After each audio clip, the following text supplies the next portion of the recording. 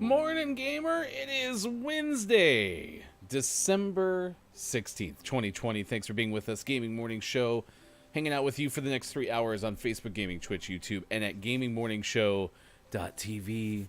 The files have been downloaded, things have been installed, and I'll probably hit my X button and it still won't work. I am Ryan, that is Sean. Good morning, Sean. Good morning, how are you? I'm excited. We weren't sure if we'd be able to play Gunfight in Call of Duty Black Ops Cold War at 6 a.m. or let alone anytime during the course of our show. And it looks like we might be able to. I think we're good to go. I love this new timing of when the updates go live. This is way better. Well, it's hard to, take credit, but, you contact Treyarch enough and you just let him know, hey, Gaming Morning Show really needs a favor. And, just good things happen. That's what we try to do. They came through. I love it. We have this day in gaming history. And yes, gaming history coming up later on in the show. We're back. Yesterday we had to settle on personal computing history because we didn't have anything else. We have that. We have birthdays to celebrate as well. Big shout out yesterday to Chrissy. She had a birthday. I didn't know that. Chrissy hangs out in our chat quite a bit. So we'll bring this up again at 50 past the hour. But happy birthday, Chrissy, since we missed you on the day of your birthday. Good job getting older. We have that coming up. Gaming Morning Show, Morning Gaming News. We'll have a follow-up to that refund thing with Cyberpunk 2077. Somebody who has recently been making headlines in the social media realm has sadly tested positive for COVID-19. We'll talk about that. One of your favorite games of 2020, I assume, has reached 1 million Twitter followers. We have that coming up as well. Plus, one of my favorite stories, which kind of out of the blue, but it has to do with basically recycling old computers, and I'm very excited to share it because it just hits my recycling heart right in the feels. You know what I mean? I'm just so happy about this story. So I have that coming up for you later on in the show. And stick around to 7:25 a.m. Pacific time this morning. Benjamin Frisch will join us. Producer at Slate, yes, the Decoder Ring producer, will join us talking about a lawsuit in video games that's around this idea of a patent that can modify difficulty to possibly encourage spending on in-game microtransactions. Games are free to play, right? All the ones that we're talking about, even like today with Call of Duty, Warzone, right? Free to play, but there's all these microtransactions that earn revenue for the companies, and clearly it's working. This lawsuit has put one company kind of in the sus spotlight, so we'll talk about that coming up on the show as well. I've been up since 1 a.m. I'm very tired. It's a terrible idea. It wasn't by design. I just couldn't get back to sleep. I woke up Here's what happens very often for me is I'll at least wake up once in the middle of the night. Usually it's to use the bathroom. It might be because my son, who's 5, wakes me up because either wants to snuggle or get put back and tucked in. So lots of reasons it can happen. If I at all think about something that I'm supposed to do in the upcoming day, it is usually like the switch that wakes me up. And I tried. I think I was using the bathroom, don't think about anything. Don't think about anything. And all of a sudden I'm like, I got interviews and stuff today. I wonder what's going to happen. So I just couldn't shut it off. And it was super annoying. So I'm awake. Let's just put it that way. Well, that just means you've officially flipped your schedule and we'll never see Ryan again. Am I a night person now? What is a night person? I assume you still have to stay up from the evening into the morning. So I'm still technically a morning person. I'm a very early morning person. I don't know. I think at this point you're just fully nocturnal. I'm a bat. That's basically what happened. How was your evening? Pretty low key, good stuff. Anything happen? Pretty low key yesterday. No, the kids had some painting projects to work on, so they did that, and I hung out and went to bed early. It was a good evening. You didn't stay up till 11 o'clock to play the maps? No.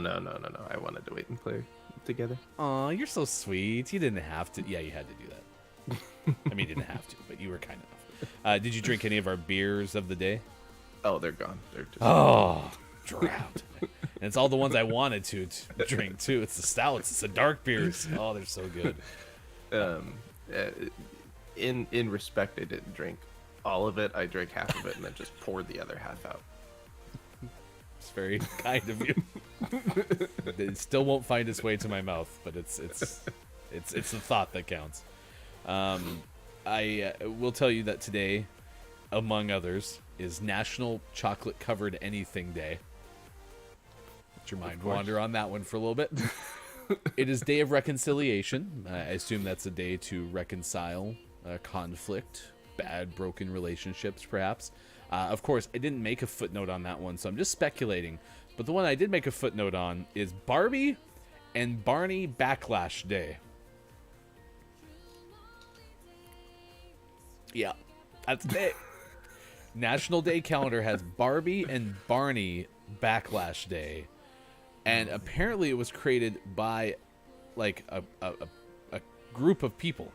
Thomas and Ruth Roy, Wellcat.com, don't know what that is, created Barbie and Barney Backlash Day. Here's the description from nationaldaycalendar.com.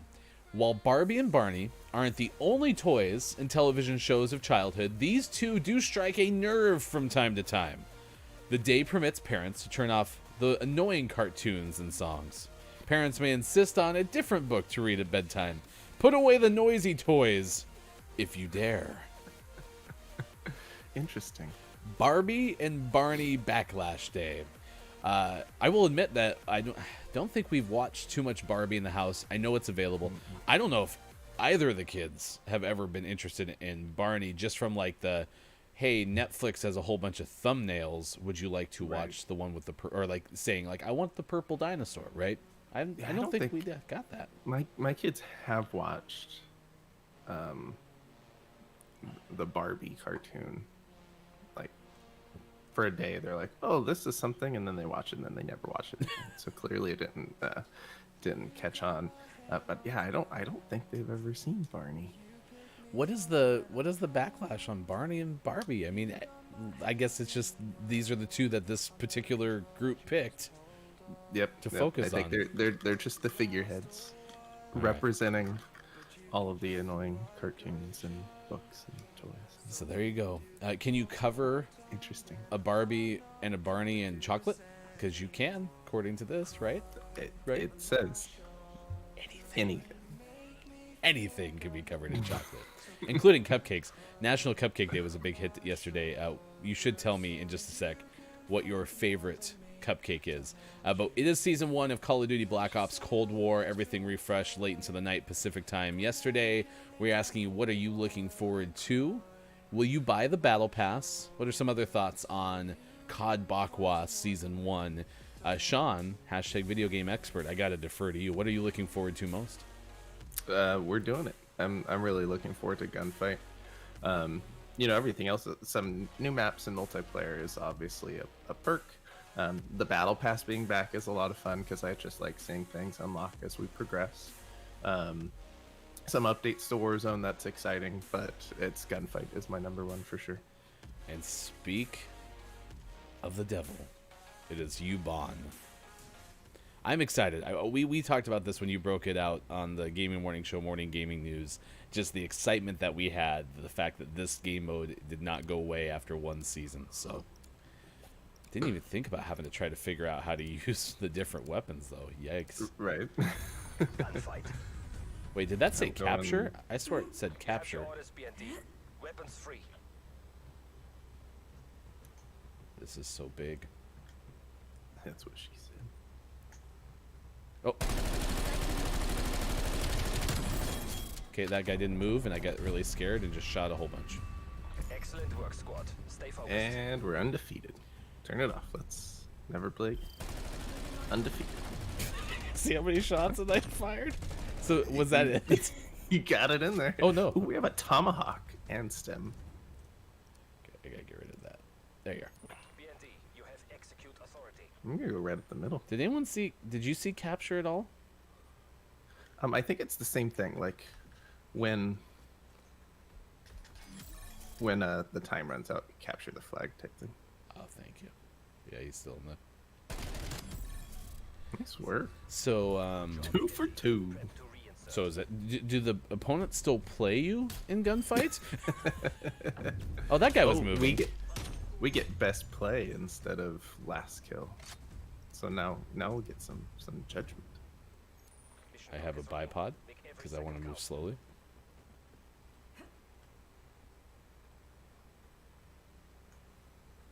I heard a phone ringing. Whoop, whoop, Yeah, whoop. his teammate's still not here. Nice work. Enemy destroyed. Found him. I didn't even I didn't even see anybody alive.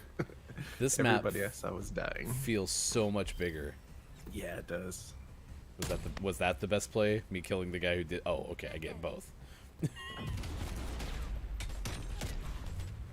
Nice work. I was like, Cleaning up. best play is killing the guy who didn't move.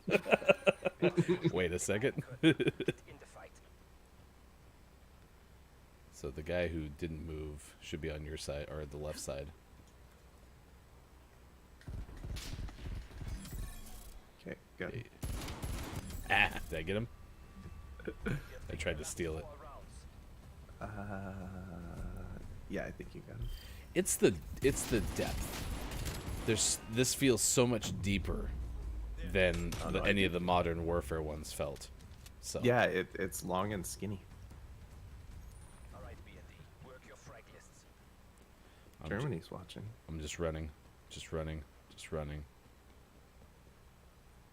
I'm just gonna get right in front of them, see if they decide to play. Yep, that guy did. That guy didn't. Tango down. Well, hopefully we get opponents in the next round. I wonder if Yeah, that this is it's a warm up. We're just learning the map. because they have the same clan tag, so I'm guessing. Yeah, I wonder if they're having some issues. Ooh, grenade time. I'll find a way to screw this up yet. B&D. Weapons And we never won a round again. And I like how it's whoa, there's a guy right here. I like how you have to win 6, sehr gut. Victory is ours. What was the old one? It was 6. 5. No, it was 6. It was 5. No, it was 6. It was 5. It was 6. It was 5. It was 6. Oh no. It feels a little bit slower paced so far. Well, it doesn't help that they weren't coming out of spawn. True. So we're having to go the whole way every time, and it is longer. I think that map in particular won't feel that way when the other team's coming up to meet you. That was weird. It said player limit changed to 6 and then went back to 2. I'm just going to keep the screen active for a second because I wanted to listen to some of the music. I did hear, because this was a surprise too, I was scrolling through other streams because that is one advantage of waking up at 1 in the morning is kind of checking out streams that maybe you otherwise wouldn't have found at, 4 in the morning, for example, like when normal people wake up, right? Everyone wakes up at 4. And I'm just scrolling through things, and all of a sudden, Tim the Tatman's link lights up, and I'm like, what? and it was probably about 4:30 or something like that, and he tweeted out, too excited to sleep, and so he got up to play Call of Duty Black Ops Cold War. And he opened up everything in the battle pass and said that apparently there's like 80s mixed music that's real music and therefore DMCA-able. So we'll have to make sure that we see if there's like a streamer mode or something that disables that stuff immediately. It was like Christmas morning for Tim the Tat. Oh boy. Ooh, look, it's a library with a knife. Double magnum.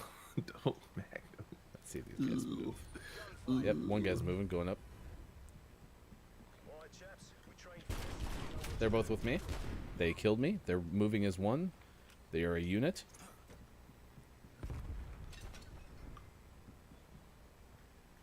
I heard a vase break. That's my dead body.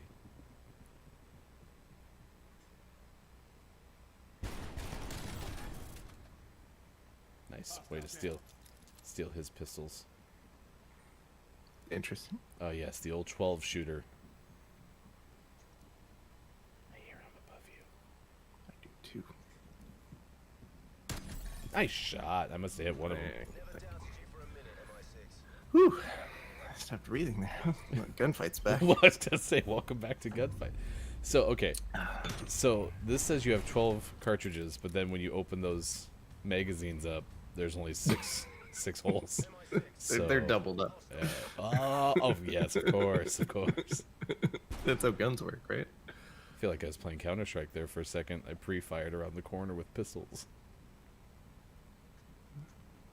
Their spawns clear. Oh, I got shot coming down my stairs. Whoa, that was weird. Did it just jump on you? He never even aimed at me on my screen. Yeah, that was some weird weirdness. Okay, this is better. This looks like a something, like a grenade launcher of sorts. I got him, or I hit him.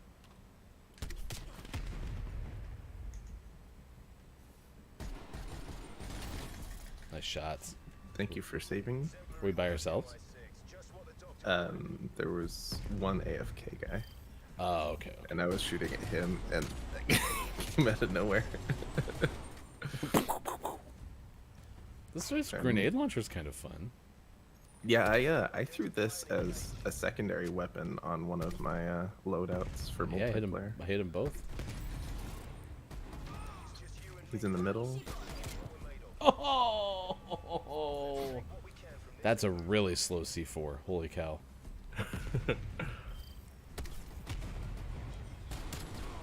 Oh, I almost got him to cover.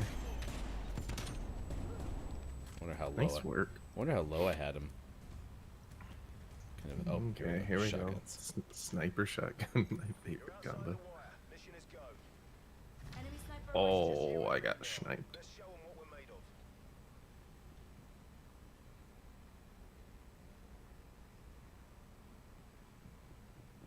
Watch behind you. Oh, never mind. He was below you. Oh, jeez. And above. Okay, so I'm not losing my mind. Do you think he knows? Frag out.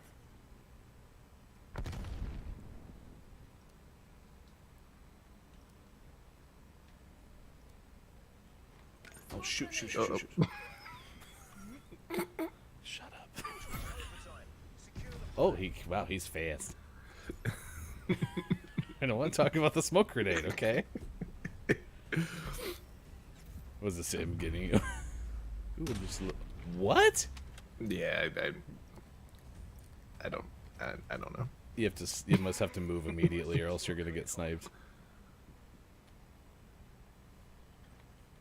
Frag out. They're both right there. Hostile destroyer. Nice work. Oof, that was sloppy, The but shotgun it worked. fires so slowly. Yeah, it does. Hey, look at you using shotguns. They're not too bad in this game so far.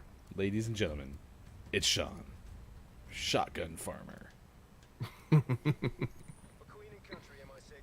Don't let us down. Okay, someone's shooting at me. That was a horrible shot with that weapon. I don't like the slowness, and I agree with you. It's just an adjustment, but like even it feels like the transition to the scoreboard takes longer. Yeah. There's just a little bit of I want it to go a little faster. Nope, not going double magnum though. Make sure they know whose house they're in. It's just you and me now. Let's Well. show 'em what we're made of.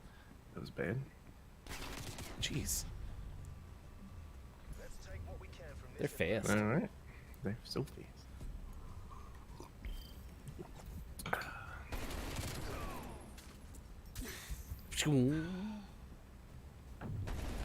Okay. So it doesn't seem like upstairs is much of a move on this level or this map. Use of deadly force has been approved. Execute. Oh man, he just nailed me. Losers! We should quit while we were undefeated. It's Gaming Morning Show 6:25, right on time this morning. Hour away, coming up from our guest today. Gonna have Benjamin Frisch on the show. That's a producer at Slate. He is, and gonna talk to him about a lawsuit that might impact fairness and gameplay and all sorts of stuff that's coming up. 7:25 a.m. Pacific time, 1 hour from now. It is 6:25 West Coast, 9:25 on the East, and 2:26 in the afternoon UK time. Thanks for joining us. Gaming Morning Show on Facebook Gaming, Twitch, YouTube, and at GamingMorningShow.tv. Coming up, we will tell you about positive test for a social media star in the COVID realm, and who in the gaming world has hit 1 million followers. Good morning, Dr. Chick. Thanks for joining us on today's show.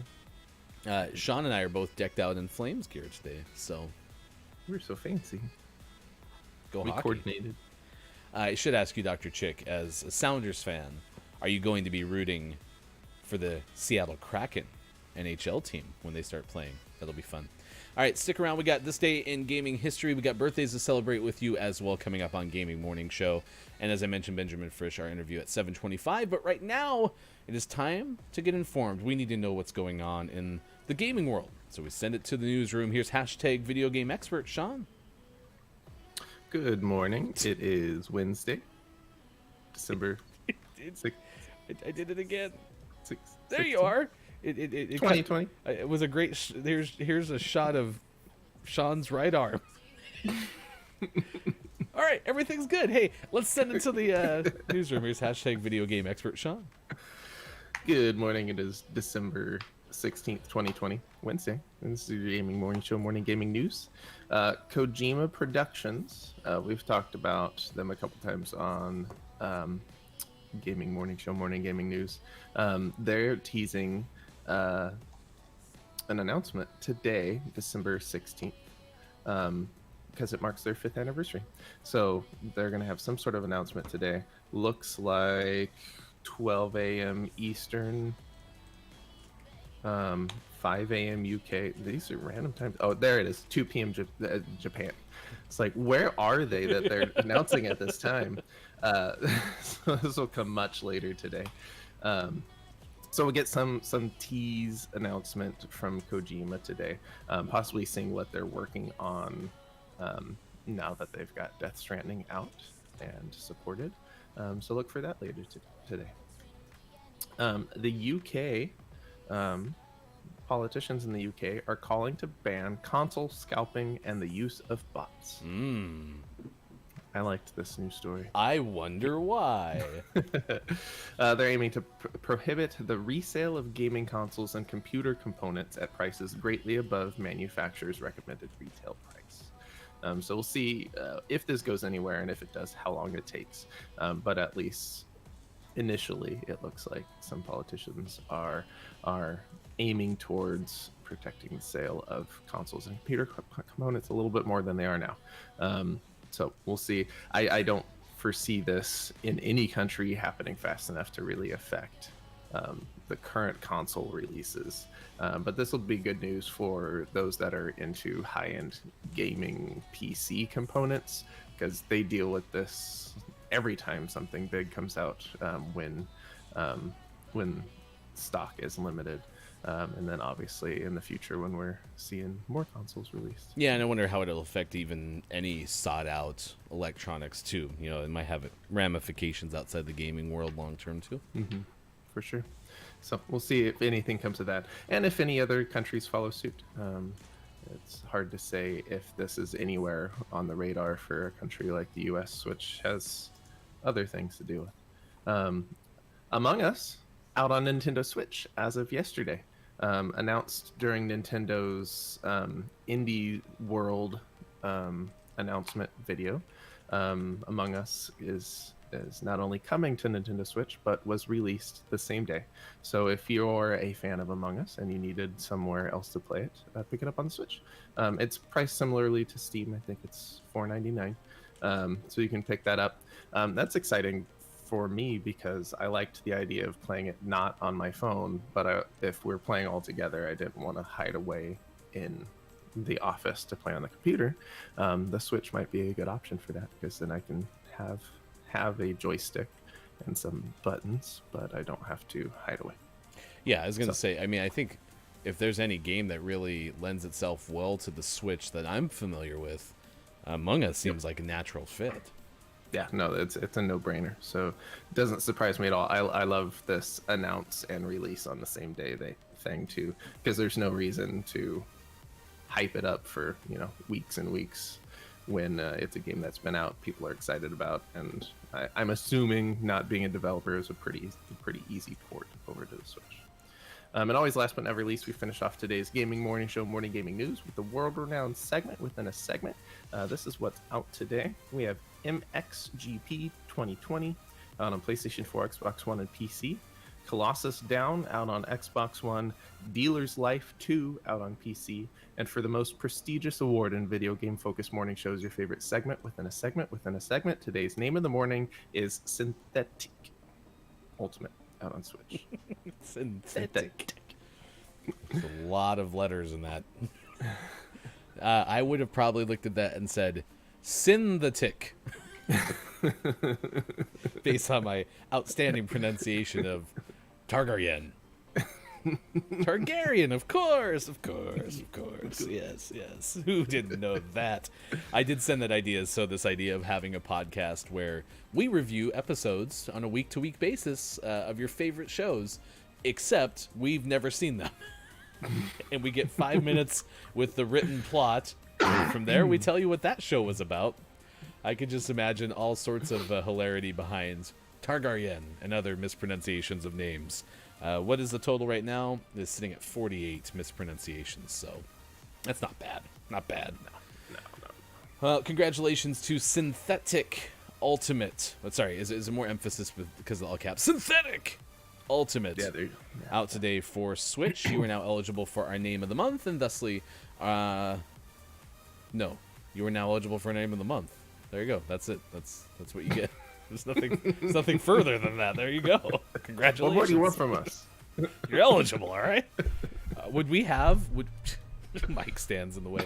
Would we dare have a Name of the Year once we get a full year's worth of Name of the Months? Sure, why not? I don't know what we're gonna do with it. We'll But we play might it as again. Maybe we that can one give. Maybe we that can one give. we'll actually play. Maybe we'd give some. Maybe we give some away. That'd be fun. Good morning, RHS Jack. Thanks for following us on Twitter or Twitch rather as well. Good morning from the moon. Well, congratulations. Way to get to the moon. I don't know how you did that, but kudos to you. Speaking of Among Us, they have reached 1 million Twitter followers.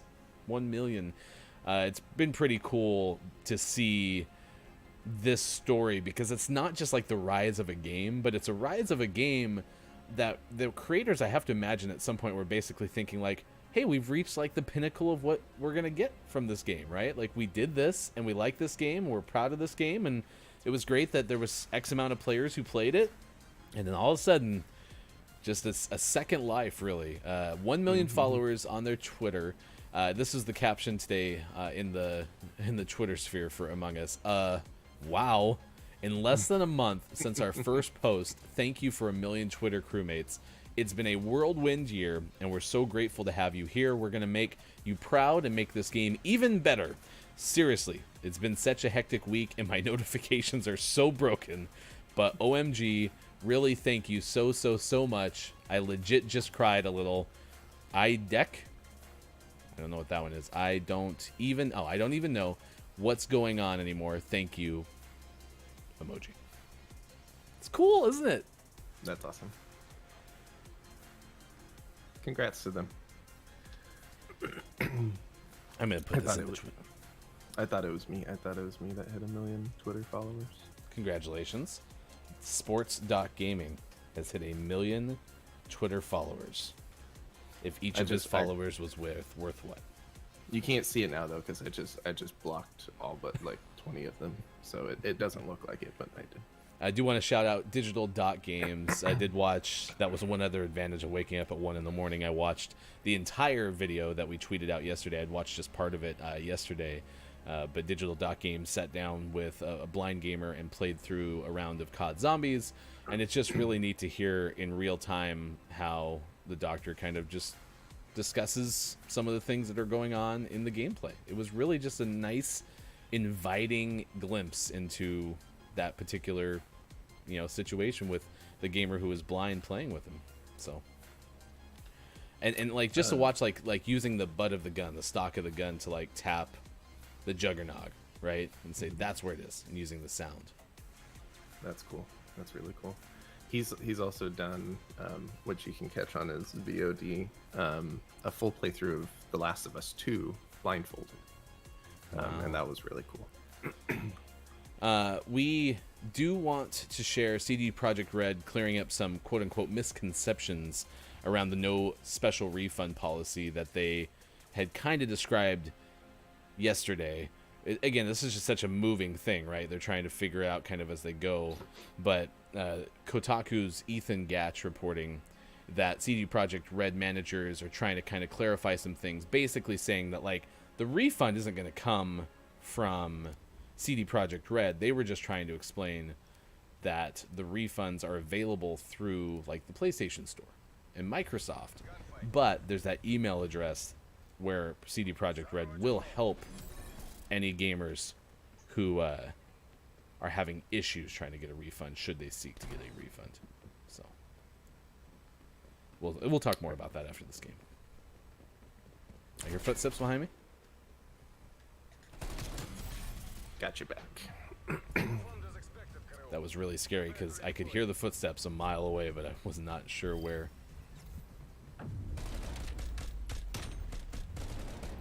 Was that person AFK as well? No, he fired off a bunch at the beginning and then was reloading, and I got there before he finished reloading. Oh, I'm dead.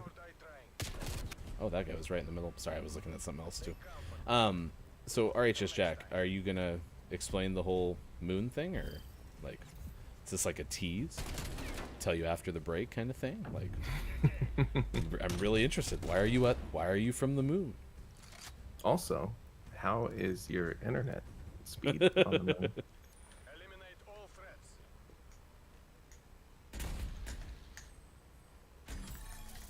Okay, it looks like I you got got that one. one.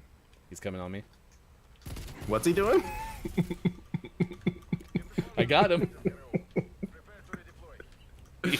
He was Sounds heading like my got way. you. He was Sounds like he got you. he was heading my way. Okay. You're the worst. Spetsnaz operators, I was scared. feel free to Okay. engage.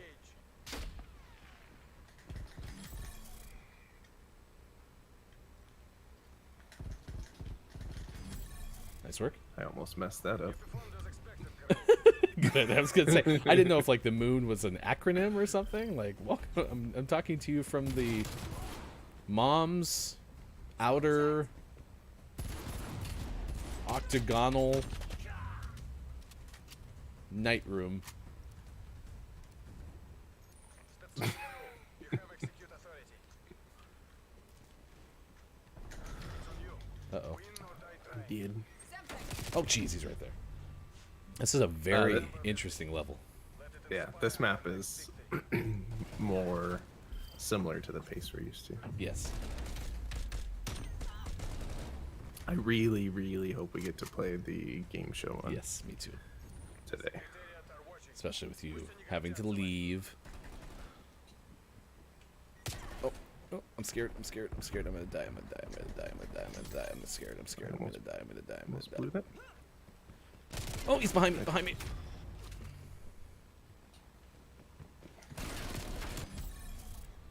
Whew. You performed as expected, Colonel. Prepare to redeploy. Even moms who think jewel matching games are from Satan they're playing AU. That is true, though. I mean, I don't know what your mom's, Sean, your mom's stance is on jewel matching games, but I know that she's played Among Us with us, so. Yep, yep. And she's really hesitant because the first couple times we played it, or at least the first time we played it, she did not love it. But she came around to it eventually, and now I think she enjoys it as much as the rest of us. Throwing Semtex.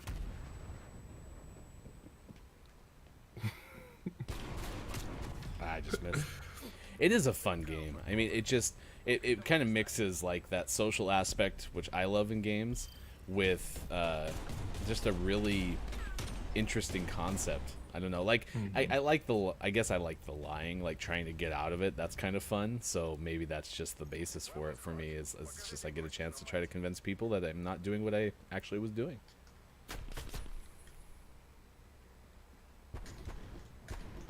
Dang it. Jeez, that gun is not my friend. No, and having a Magnum as a secondary sucks. That's the one I was talking about. I couldn't. Oh. I didn't even start with the first one.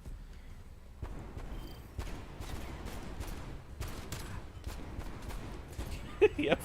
Don't worry about that. That nuke is fine. If it gets hit with a bullet, everything will be okay. No, it's good. It's. I turned it off, so you don't have to worry about it. Everything's fine. I flipped the switch. Get to work. It's no different than the power being out. Ah, there's a guy in the back. It's so hard to call out right now. I promise I'll help you at some point. It doesn't even. Does it even give a kill count? All right, on the Yeah, bottom. you have to. Yeah, you got a couple. Kill. Where? Show me one spot where he hit you. Yeah, no, don't shoot. Oh, I don't know if this is a nuke. This. Well, yeah, no, it's an ICBM. This is literally Assert your dominance. a ballistic missile silo. Oh, he's to my right. So what kind of coffee you drinking this morning, Jack? Because that's what just flashed up on the chat. We do love coffee. We are interested in coffee from all over the place. So if you have a recommendation, like Tracer recommended egg coffee. Oh boy. That's all right. It's MP5. That's a quick reload.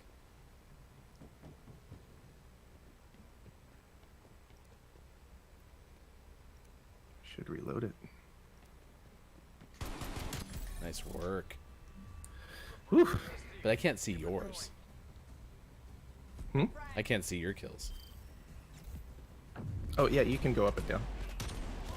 Oh, intuitive. Of course. Of course. You have execute authority. That hurt.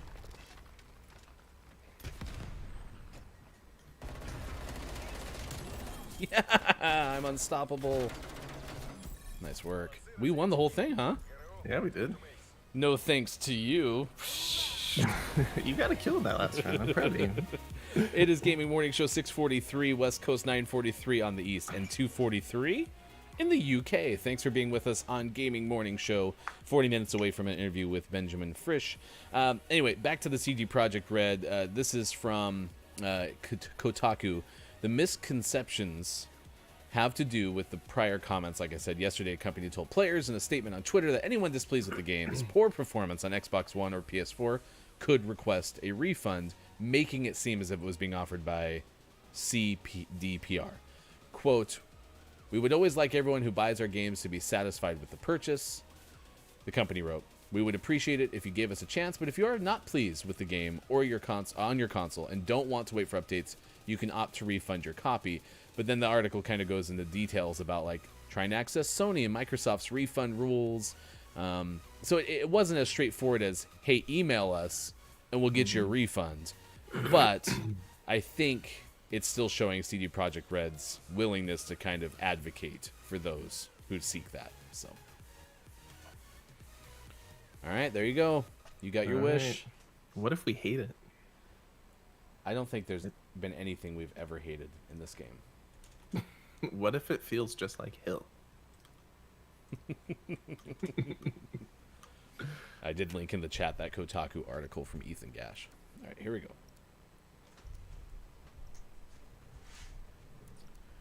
I think I've been to this studio. This looks like The Price is Right.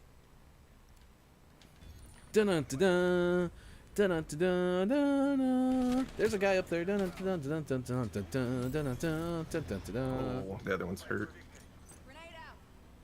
They work together.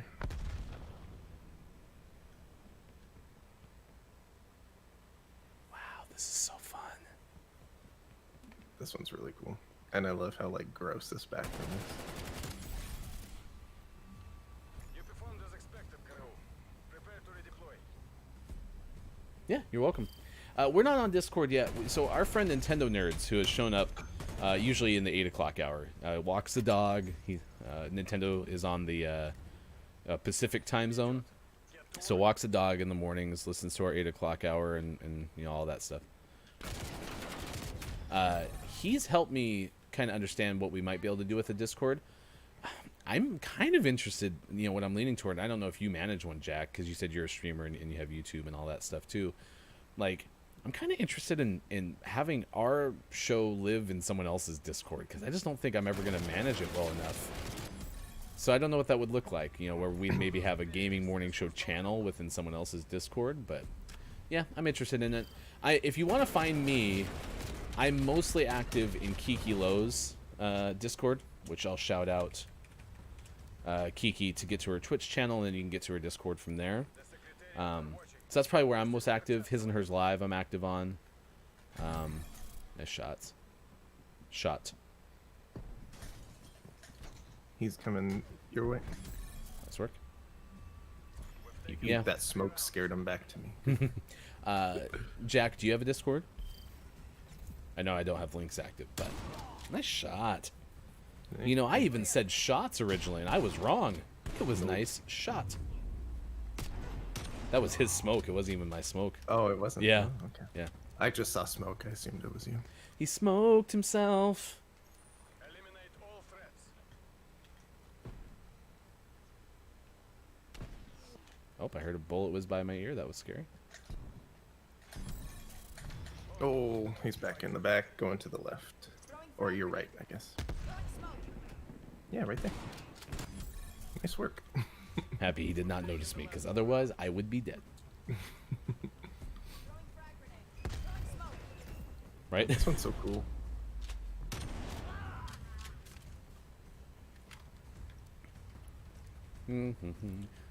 When's your next podcast episode, Jack? Spetsnaz, assert your dominance. Nice snipe. Oh, behind you. Or in front of you. I was telling him. It's like, look out, my friend's behind you. Proximity chat's on. Turn around! We're about to beat you. Nice shot. Right in the spleen. The good old spleen. Birthdays in this day in history. Coming up next. You can shoot through the. Oh, I'm You, dead. can shoot through the car window. That's fun. Grenade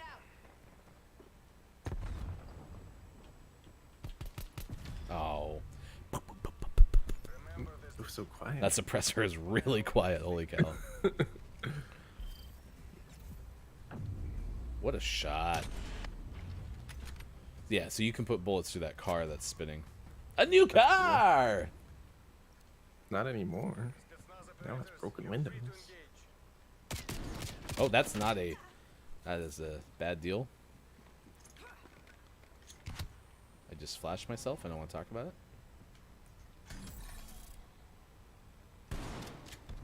Okay, this is a shotgun or something. I don't want this. Nice work. Man, you really should have seen sports.gaming screen, because mine was weak. Well, here's my screen. Should have both of them. Using a shotgun, huh? I told you I don't mind the shotguns in this game. I know you told me, but there's telling me, and then there's actually using it.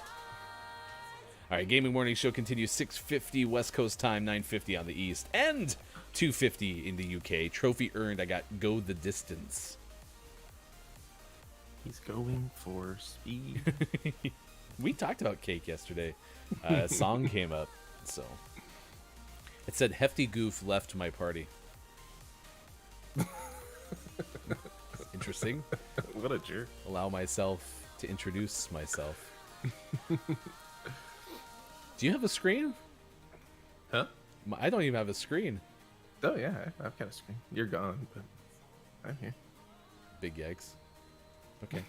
It's not my HDMI thing. I don't know what's going on there. All right, I'm gonna have to close and come back in if we have a chance to play one more. It is 6:50 as I mentioned. Let's do this day in gaming history and birthdays. If you have a birthday to celebrate, please let us know in the chat. Big happy birthday from Gaming Morning Show to Chrissy Icky. Typically one of our earlier viewers, hasn't been in lately. Work has been chaotic, she tells me, but had a birthday yesterday and we did not let the people know, so we are letting them know now. Happy birthday, Chrissy, and appreciate you hanging out with us on Gaming Morning Show more often than not.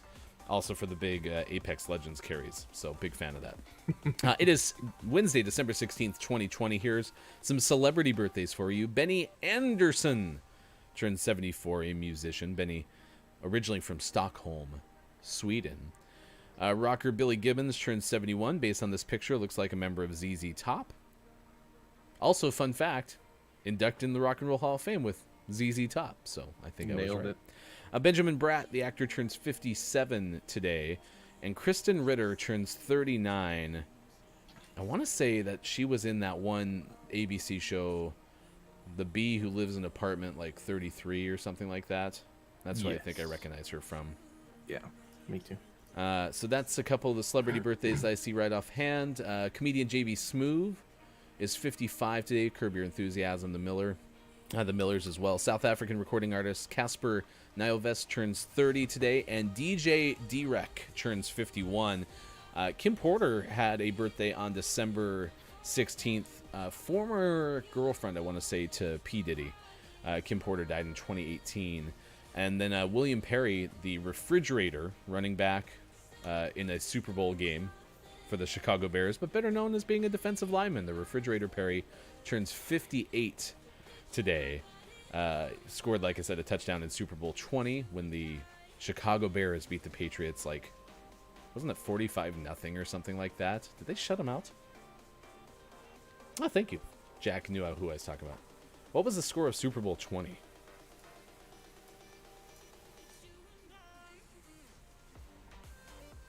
Siri's on it, don't worry. Still working, don't worry. Just wait for it.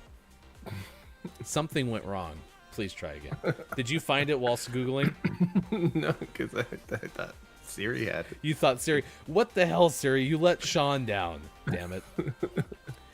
I want to say it was 45-0. Did they shut him out? No, I don't think anyone's ever been shut out. 46-10. 46-10, okay. So I don't think anyone's ever been shut out in the Super Bowl, so... the Broncos tried their damnedest, though, in Super Bowl 48, I'll tell you that much. All right, this one's kind of fun. This day in gaming history, unless you saw... Did you see any other birthdays you want to mention? No. Jack knew the score. Hey, pipe up. Siri's clearly not going to do it. We're going to start calling Jack. If we say, hey, Siri, it means we're talking to you. This day in gaming history, the ABC TV network airs the half-hour special that was animated, Christmas Comes to Pac-Land. And so I saw this. This is from kpolson.com, and I immediately had to think, what was the plot of Christmas Comes to Pac-Land? And sure enough, there's a Wikipedia entry. Here's the first paragraph. During Christmas Eve, Pac-Man, along with his family, are having fun in the snow, but end up having to fight off and eat the ghost monsters. When they are defeated, the ghost's eyes come across Santa Claus in his sleigh, scaring his reindeer and making him crash. Second paragraph. Pac-Man and his friends take Santa to his house for shelter when he explains to them, who are unfamiliar with Christmas, what it is and that he needs to get back to delivering gifts. Pac-Man volunteers to search for Santa's lost toys, along with his dog, Pac-Man's dog, Chomp Chomp, while his friends rebuild Santa's sleigh. 1982, Christmas Comes to Pac-Land. This one I was unfamiliar with. This goes back to kind of, as we've mentioned the last couple weeks, it always seems around the early 90s, maybe mid-90s, that there was the rating system that was getting developed for video games. In 1993, Toys R Us actually had stopped selling Night Trap, which it was Night Trap and Mortal Kombat that kind of set this whole rating system into motion due to public complaints about violence. So I didn't realize they had stopped selling the game. I thought also when I first read this that they had stopped selling the Genesis, which would have been a huge deal, but clearly it was just the video game. So that was 93. 2003, The Sims Bustin' Out came out for PS2, Xbox, and all the other machines. That was from EA. And the same year, SNK releases the Metal Slug 3 video game for PlayStation 2. Metal Slug 3. Did you play? No. Well, fine. It is Season 1 of Call of Duty Black Ops Cold War, so we are asking you, what are you interested in the most with this game? Now, what are you looking forward to? Will you buy the Battle Pass? I didn't have a chance really to kind of look through the Battle Pass yet, so I am undecided in that regard. Do you want to send positive vibes going to Nathan Apodaca? If you remember the viral video of Nathan skateboarding, singing to Fleetwood Mac with the Ocean Spray juice bottle, He apparently has COVID-19. Rep saying he's home, resting and getting better. This according to Twitter. Also known as Dogface, he had been traveling a lot since his rise to fame, and according to TMZ, had gone to Las Vegas last month to get engaged and spent time in LA recently working on several projects. His representative confirmed, though, that he is getting better. His fiancée is also reportedly ill from the novel coronavirus as well. I wish I hadn't picked this map. I don't know. I think this is my least favorite one so far. Yeah. The train one, I think I liked less. But again, I can't tell if that's because it was we had the AFK and the other guy was just hanging back, or what. I think he went up. Nope, he's back down. He's laying down, trying to hide. Can't hide from me. I'm shooting I at already you. saw you. Did you get I like both? this little room. Yeah. Mover here. Oh, so instead of going up, you can go through that little room. Okay. Ow, that's my foot. That's my spleen. You know, Jack. So Jack says something about, you know, Did you shoot at me at the end? I did. I was shooting at you a bunch. I told you that. Ah. I was mad at you. You got all the kills. Rude. They might have went up this time, or they're in the little room. So in other words, they might have went to one of two places that they can go on this map. That's not the main hallway. So nice work. Yeah. So I have that same kind of feeling, Jack. I didn't realize how much like toy creation, like you know the cartoons you see on TV, are actually mostly around merchandise. Read about Paw Patrol. That's a good one. Yeah. Be there on the double. Pew pew pew. That's something that rolled toward me. That was weird. It's a tomahawk. Oh, was it? Yeah. He's in here. Waypoint marked. Move. I'm reloading. Celebratory grenade. A very slow one at that. I like this pistol. I'm curious if either Chick or Jack play Call of Duty.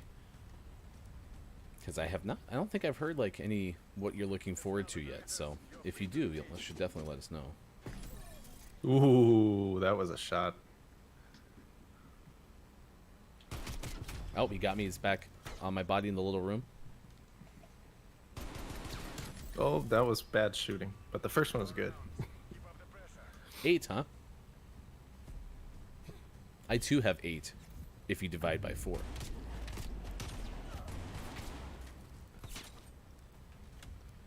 Alright. I'm gonna get them both. I don't care. I'm gonna try that trick that one guy pulled on us. Ooh, I'm dead. Now you have to get them both.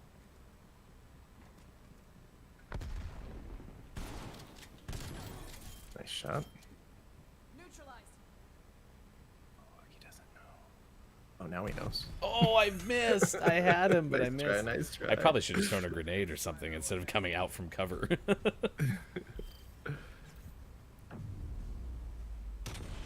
You got schooled. Yeah, I got dead. Dr. Chick would play zombies with us. Ooh. Oh, I missed. I don't know what you're doing, but you're dead. Well, thanks for trying to make the effort to follow us whilst working. We are, for what it's worth, the goal of the show, too, is to be audio friendly. So if you're only able to put us in audio only mode, hopefully it mostly translates. Obviously, just like in FM radio, when you're doing music, right? You know, music doesn't translate, but Oh, that's a burst. oh, I couldn't get out of there fast enough. Whee! Shrimp on the Barbie. Speaking of Barbie, in the first part of the show we talked about today is Barbie and Barney Backlash Day, which is apparently like a made-up holiday or day of the day by a website, which I don't remember off the top of my head, so it makes me wonder if they have like a vendetta or something against Barbie. But the idea is this is the day where parents can choose to, you know, turn off the loud toys. Fell off the balcony. He's in the ring. I do not like that gun. They also those grenades don't throw very fast. That was my biggest problem. Just a sec. I'm gonna throw it at you. Wait.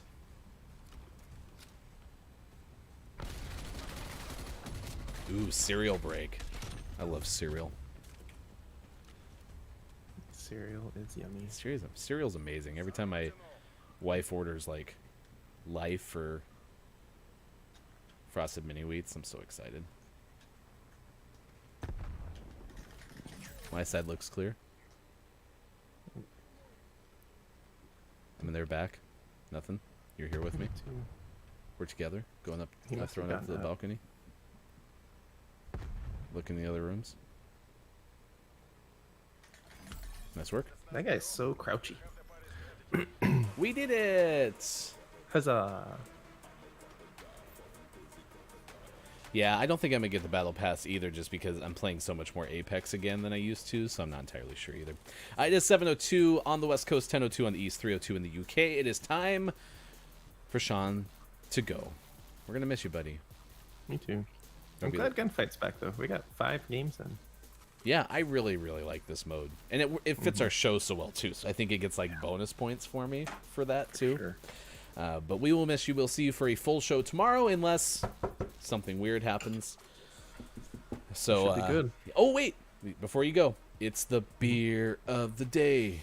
The beer of the day. Let's find out the beer of the day. Toot toot. That was one of your best toots so far. I've been practicing.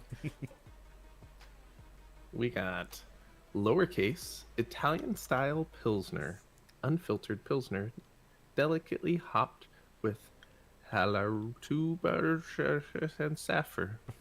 Nailed it. You get a mispronunciation? I like the can. It's just nice and simple with a lowercase. Probably Mm-hmm. impossible to see. Wait, does it say lower? Does it say lowercase Yeah, that's the in all caps? yeah in all caps. Confusing.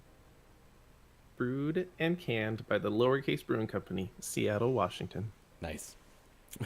Seattle, Washington, 60652. Remember that? Scruff, McGruff, Chicago, Illinois, 60652. I don't remember if that's right, but I don't think I'm too far off. All right. We will miss All right. you. Be back for a full show tomorrow, and hopefully maybe in the 8 o'clock hour you can hop in on YouTube and at least comment on some of the Google Feud fun. So, Indeed. all right. Doctor says goodbye. Jack says practicing English. It's what Americans are good for. All right. We'll miss you, man. Take care. See ya.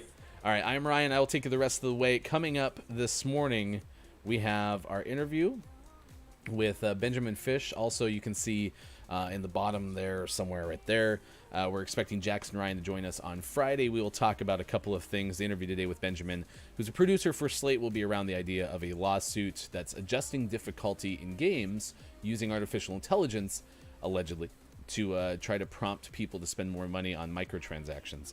I'll also tell you about how you can expect, hopefully, school districts to benefit from old infrastructure in the hardware world, like old PCs, and turn them into Chromebooks. I'll tell you about that coming up. And there is an actress cast for the Whitney Houston biopic. So that's all coming up in the second hour as well. We are on Facebook Gaming, Twitch, YouTube, and at GamingMorningShow.tv. Thanks for hanging out with us on Wednesday, December 16, 2020. Gaming Morning Show back in a moment. I'm sorry that it's hard to know, but it's been really hard to show. And I know I gotta keep on breathing, but you know it's really hard when I'm dreaming about me and you and everything that we can do. Are you gonna be on my side now? Tell me, baby, please, are you gonna stick around? 'Cause all my time's for you. Just tell me that you want me.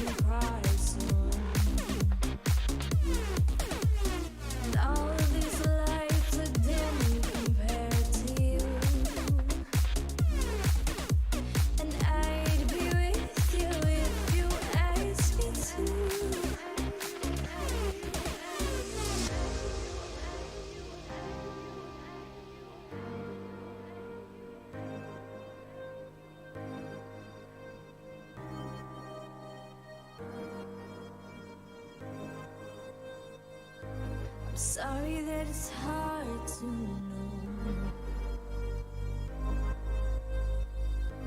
but it's been really hard to show. And I know I gotta keep on breathing, but you know it's really hard when I'm dreaming about me and you and everything that we can do. Are you gonna be on my side now? Tell me, baby, please, are you gonna stick around? 'Cause all my time's for you. Just tell me that you want me to. Are you?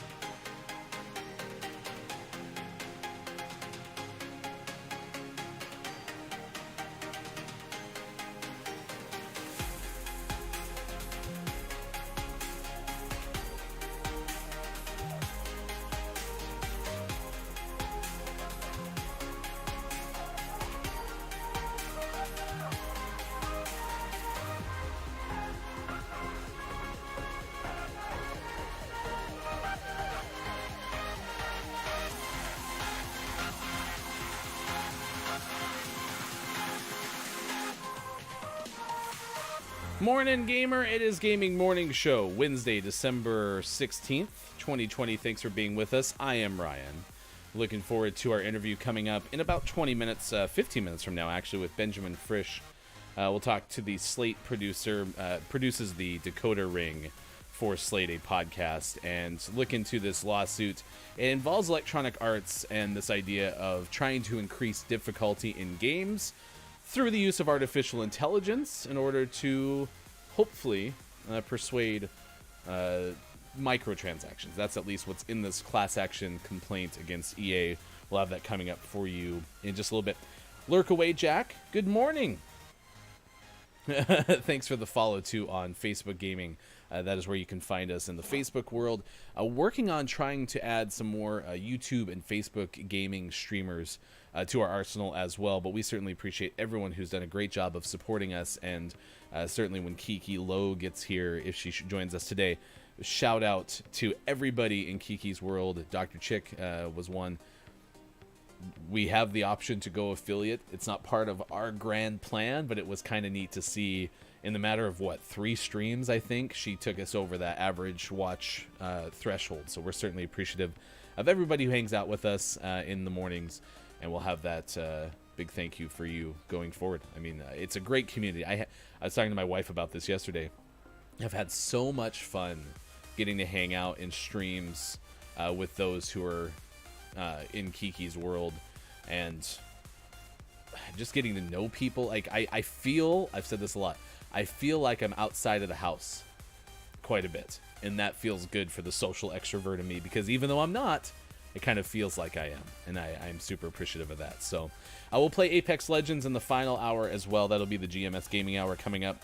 I want to tell you about Google, I think, doing something. It seems, for me, it seems like it's pretty neat, because I have a big recycling heart. Like, I try to minimize the amount of stuff that I get rid of, and this one kind of works in that vein. Over the past 5 years, according to Engadget's Igor Bonifecic, don't know if I said that correctly, there's a company called Neverware, and what they've done is they've allowed people to turn their old PCs and Macs into Chromebooks using something called Cloud Ready. But I think it hasn't necessarily been an official version or fully supported Chrome OS. There was something about it that didn't seem like it was fully ready. But now Google is going to support Cloud Ready in the same way it currently does for Chrome OS. So, according to this article, in the immediate future, Neverware, it says it'll be business as usual, but eventually it'll allow for schools, for instance, to be able to take old PCs and turn them into Chromebooks, basically. That's the gist that I'm getting from this. And I think that is amazing because, as you know, or as you can imagine, probably at the worst, there are a lot of strap-cashed schools, and being able to reuse that infrastructure would be huge. I mean, right now, my daughter, who's a elementary school student, they're using Chromebooks for all of their learning. And so it is great to know that, that platform that they're using, even when it wasn't remote learning, they were using Chromebooks to do different electronic learning. That's really cool to me. So I'm excited to see that they're working on this. Again, that's according to Engadget. Headline reads, Google will officially support running Chrome OS on old PCs. I'll throw that in the chat after. I can do it right now because I don't care if I die. I forgot we're not playing Gunfight anymore. We're checking out Season 1 of Call of Duty Black Ops Cold War, so trying to get a gauge on what you're looking forward to most with this. If you're planning to get it at all. So this is kind of down in the food court or something.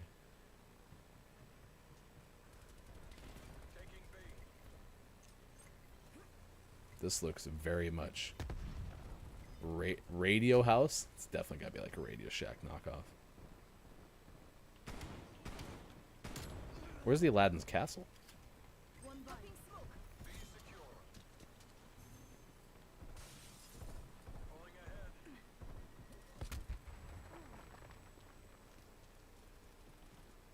Oh, they died. Oh, I hurt.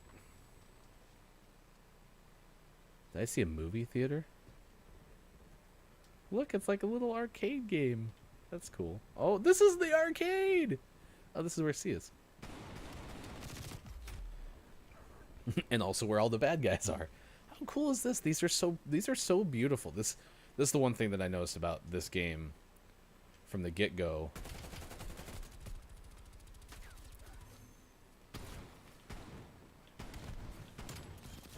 It's just really colorful.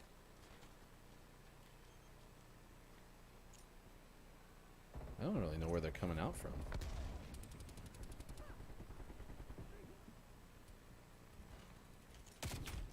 is unfortunate. I mean, the Call of Duty Black Ops Cold War, especially compared to Modern Warfare, like I noticed right away, was definitely more colorful.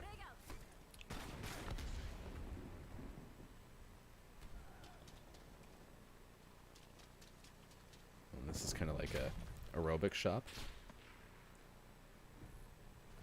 All locations locked down. Dig in and hold them. Lost Alpha.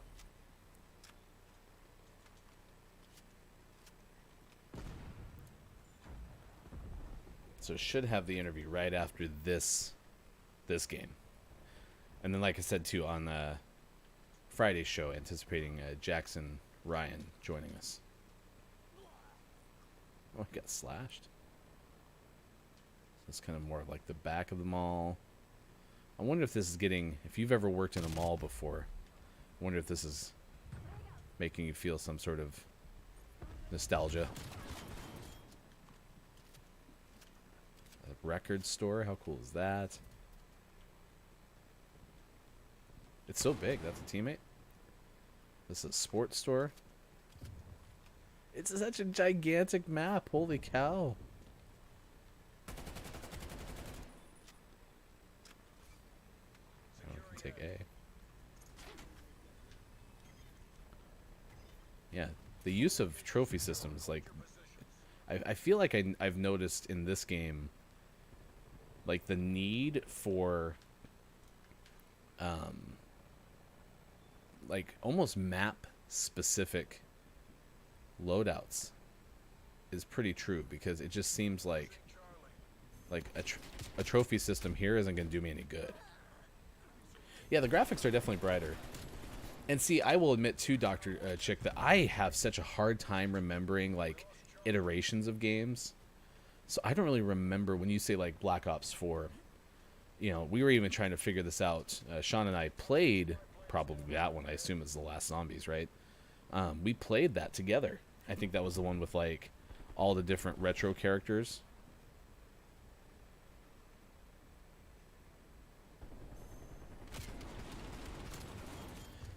And so you'd, like, and the one with, like, the amusement park, right, and the clowns. And I really liked that game. But I don't remember it super vividly either. I mean, that's, like, a huge difference between what I think I remember and then clearly what, like, I don't. So, but I do like the colors in this. This is like a visual stimulus, top-notch game. It's very appealing. And Sean and I have both agreed, too, that we really like the use of halftime. You know, that gives us, especially on this show, too, when these games can last maybe 20 minutes, it gives us a chance to kind of reset things, which I'm super appreciative of, but, you know, clearly it's not not accounted for in game design. No one's like, hey, you know what this game needs? It really needs, you know, the option, hey, watch, I can play skee ball with a grenade. Nope. Oh gosh, mistakes were made. Yeah, the only game map I liked was the medieval mode. Oh, hi. Sorry, I was busy talking. Alright, going this way. So B still has not been captured yet. The medieval map. Or medieval mode. Yeah, I was trying to play skee ball with a frag grenade. It wasn't working very well. Yeah. Well, if you hang out with me long enough, you know that I will be the king of mistakes were made. I lead the league in mistakes were made, that's for sure. Yeah, see, like, I don't think a trophy system is as useful on this map. But I am enjoying this game. I just don't think, like I said, I'm with you. I'm not going to buy the Battle Pass just because I played too much Apex again to have really a Battle Pass in either. Because I remember the first Battle Pass that I did get. I can't remember which platform, if it was, or which game it was for, if it was Apex or Call of Duty. But I didn't play it enough to have a chance at the stuff, you know. And it's not expensive, and I actually don't really mind it, you know, since it is free to play. Like, being able to spend some money for the cosmetics is fun, because you get, you know, more of the unique looks, you know, that you want, per se. But I don't feel compelled that I have to buy it either. This map one is fun though, or this mall one is fun. It's just really, it's really pretty. Uh oh, behind me. So yeah, I'd play this one again. I do think though Gunfight's my favorite mode outside of Zombies, and Zombies is just too hard for us to play on stream in the morning show format. Yeah, the battle pass is tough to play and get through. This is my favorite game mode. Zombies is not a game mode that's conducive to doing the morning show format, because, you know, back when I was doing music radio too, it's the same kind of thing. Like you would only do a 3-minute segment between songs, and that's all you had time for. So yeah, it's not the same for sure. Spy plane established overhead. Net call. Hostile air patrol detected. Oh, right there. Losing Bravo. Oh yeah, I haven't played gun game in quite a while either. See, and that's where like we were so. I mean, I wish we could do it justice. We were so excited to have Gunfight back, because we thought it was going away. We thought it was going to be just Modern Warfare had it, and that was it. And to know that the 2v2, and I'm sure they'll do, those maps are so big they could definitely do those 3v3s a little bit more easily. Oh, there's a cinema. Yeah, I think that will be fun. I'm happy that it's still here, because we really have had a good time playing that mode.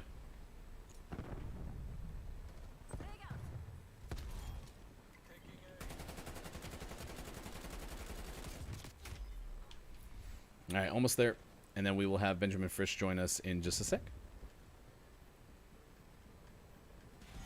Victory! Winners! All right, not bad for my only possible single play today. All right, it's Gaming Morning Show 7:23 West Coast time, 10:23 on the East Coast, and of course 3:23 for our UK friends. Thanks for being here on Wednesday, December 16th, 2020. I am Ryan. Coming up later this hour, we'll have sports. Take a look at everything that's going on, and I still will pay out the tease for the Whitney Houston biopic casting. They have named the actress who will portray Whitney Houston in I Wanna Dance with Somebody. That's coming up sometime, I think 2022 is when they're planning to try to release that. So stick with me. We are 1 minute away from having our interview with producer from Slate, Benjamin Frisch. It's coming up next on Gaming Morning Show.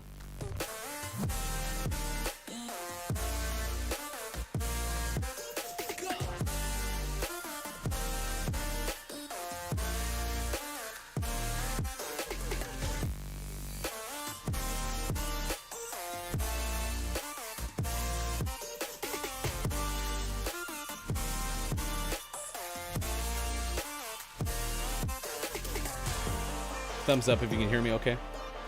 Awesome.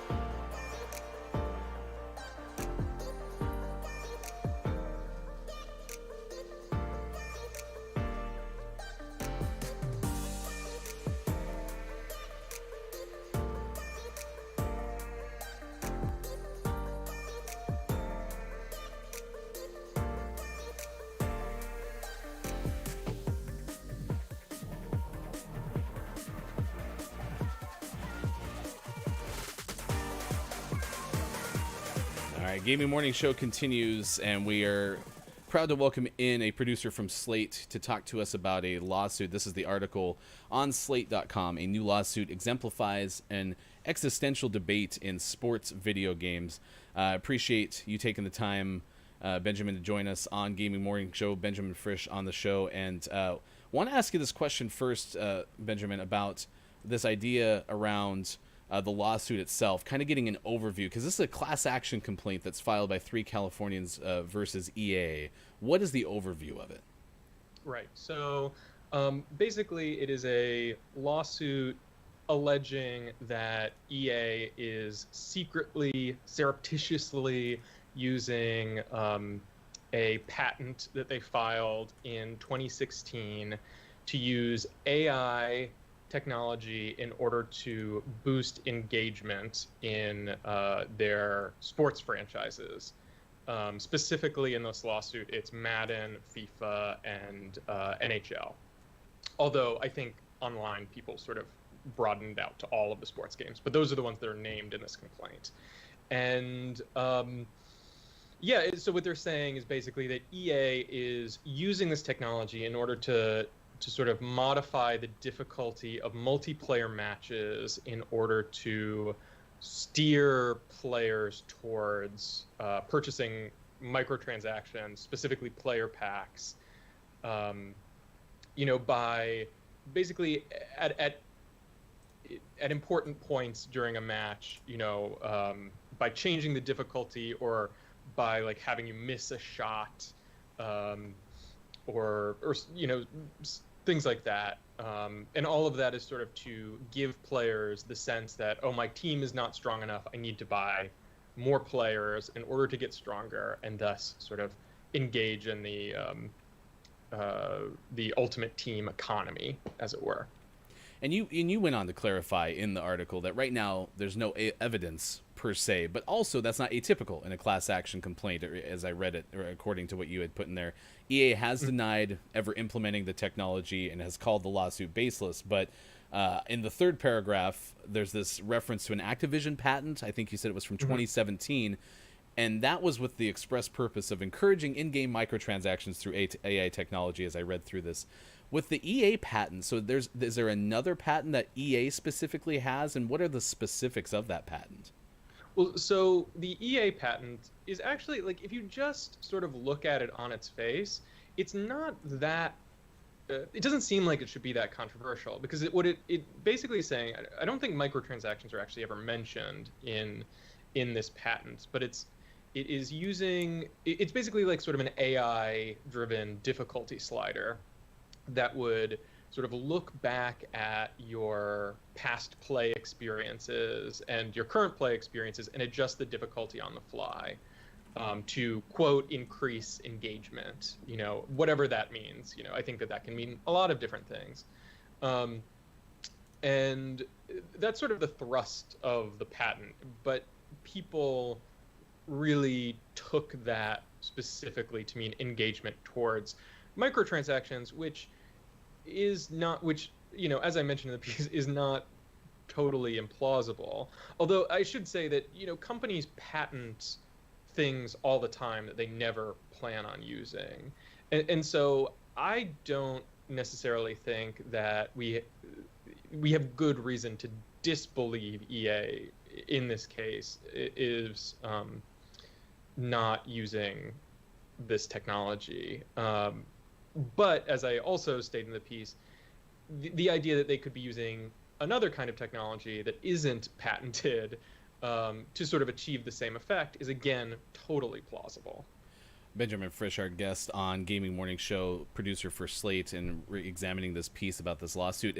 And I thought it was interesting that this involves EA, because it reminds me of that idea of like, fool me once, shame on me, right? And there's the Battlefront scenario that you kind of laid out too, where I haven't been familiar with it. I kind of got back into the gaming scene probably within the last 18 months at best, maybe the last year. Been watching streams, right? And I've heard streamers mention this idea of like the pay to win is associated with Battlefront. Describe that scenario and why maybe EA doesn't necessarily have, that benefit of the doubt in this case. Yeah, so I believe this was 2017. EA released Star Wars Battlefront 2. And shortly before the game came out, there was a Reddit poster who sort of revealed some details about the game while it was still in its sort of, I don't even know what to call it, when they were like, you could play it on EA Access or something, but it wasn't available to the general public. And basically just some tables about how long it was going to take to earn in-game character skins, essentially. And I think it was something like 40 hours of game time to earn enough currency to like get like a Darth Vader or a Luke Skywalker or something. And that basically set off a powder keg, because people have been stewing about microtransactions, I think totally rightfully, for about a decade or so, as long as this has been a real issue. And EA, obviously, people have hated EA for even longer than that. And so it was sort of a perfect storm of like a sort of an egregious violation of player trust, exploitation, and a company that everybody already was predisposed to dislike. And so they certainly were not given the benefit of the doubt. And it was actually kind of a big scandal. And EA, the timeline is really hard to parse, but I believe what happened was EA responded to these allegations about sort of about how hard it was going to be to unlock these characters, and then they adjusted the in-game economy, but they basically just like changed the math a little bit, and that did not satisfy anyone. And then they eventually like pulled all the microtransactions right when the game was released, and then I think at some point later sort of added them back in, but I think they're mainly cosmetic now, but not entirely. It basically, this incident I think is really the thing, the really important background that you have to know for this story, just because it I think it just helps explain the sort of climate of what gamers were thinking with regards to EA and microtransactions at the moment this patent was discovered in 2018. Well, and I really like the thoroughness of the story that you wrote. We'll link to it in our chat as well. I couldn't help but think, because this kind of really comes down to like a plausibility perspective from my opinion on this, is like, hey, yeah, you're right. You mentioned this in the story. The game code could be janky, and that's what explains everything. But until we know that could be the case, but I know how frustrated my friend Travis gets when FIFA doesn't do what he wants it to do, and so it makes sense that this is at least plausible, and that's what stood out to me in my side of the opinion. But I will ask you this: when you look at why you wrote the story, or what about this story kind of got your eye, what got you interested in it? So I really fell down a rabbit hole in this story because we were just talking about it in Slate Slack, this lawsuit that had come up, and I had known about dynamic difficulty as a concept, which has been in games like Resident Evil. There's actually a really wonderful episode of Game Maker's Toolkit about how Resident Evil uses dynamic difficulty, actually sort of secretly as well, but I would check that out actually. But I think the thing that really drove me to this story is that it is a story with there is an objective, factual truth to this story. Like, either EA is using this patented technology or they are not. But we cannot know that unless this lawsuit goes through, which to my mind seems sort of unlikely. But but just by having kind of patented this thing and then having it been revealed to the world, it created this, what I call an epistemic spiral, where it's basically a problem of knowledge where no one can agree about what is real in this game anymore, or in these games anymore, because I really fell down the rabbit hole when I started reading like Reddit posts about this, because you have people who believe very strongly that the dynamic difficulty patent is being used and that it's responsible for specific like game losses, while at the same time you have other people who just as vehemently think that, like, no, you're just using this as an excuse because you're a bad player. And it's just so destabilizing to the idea of fairness in games, and I just think it's such a fascinating problem. Yeah, we used the screenshot of the YouTube video that you referenced with the YouTube creator, top 10 scripting proof, EA 100% exposed, like big old caps. That's in your second paragraph, and so we showed that screenshot because, as you mentioned, you go down the Reddit, you go down the Twitter, and even YouTube rabbit holes, and I'm sure you find out a lot. I'm curious, you much into gaming? Like, are you playing anything fun right now that's kind of keeping your attention? Yeah, I'm a lifelong gamer, although sports games are not really my thing. So I really had to learn a lot while I was writing this piece. And I talked to Tom Brabs, who's a FIFA coach in the piece, who's really very wonderful and just like explaining some of this stuff in, baby terms to me. I think, right now I'm playing Cyberpunk just like everybody and their mom.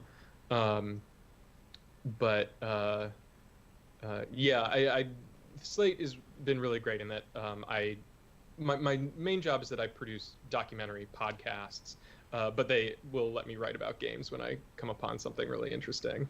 And are you still And doing? I would actually, Oh, go I ahead. recommend if viewers are interested.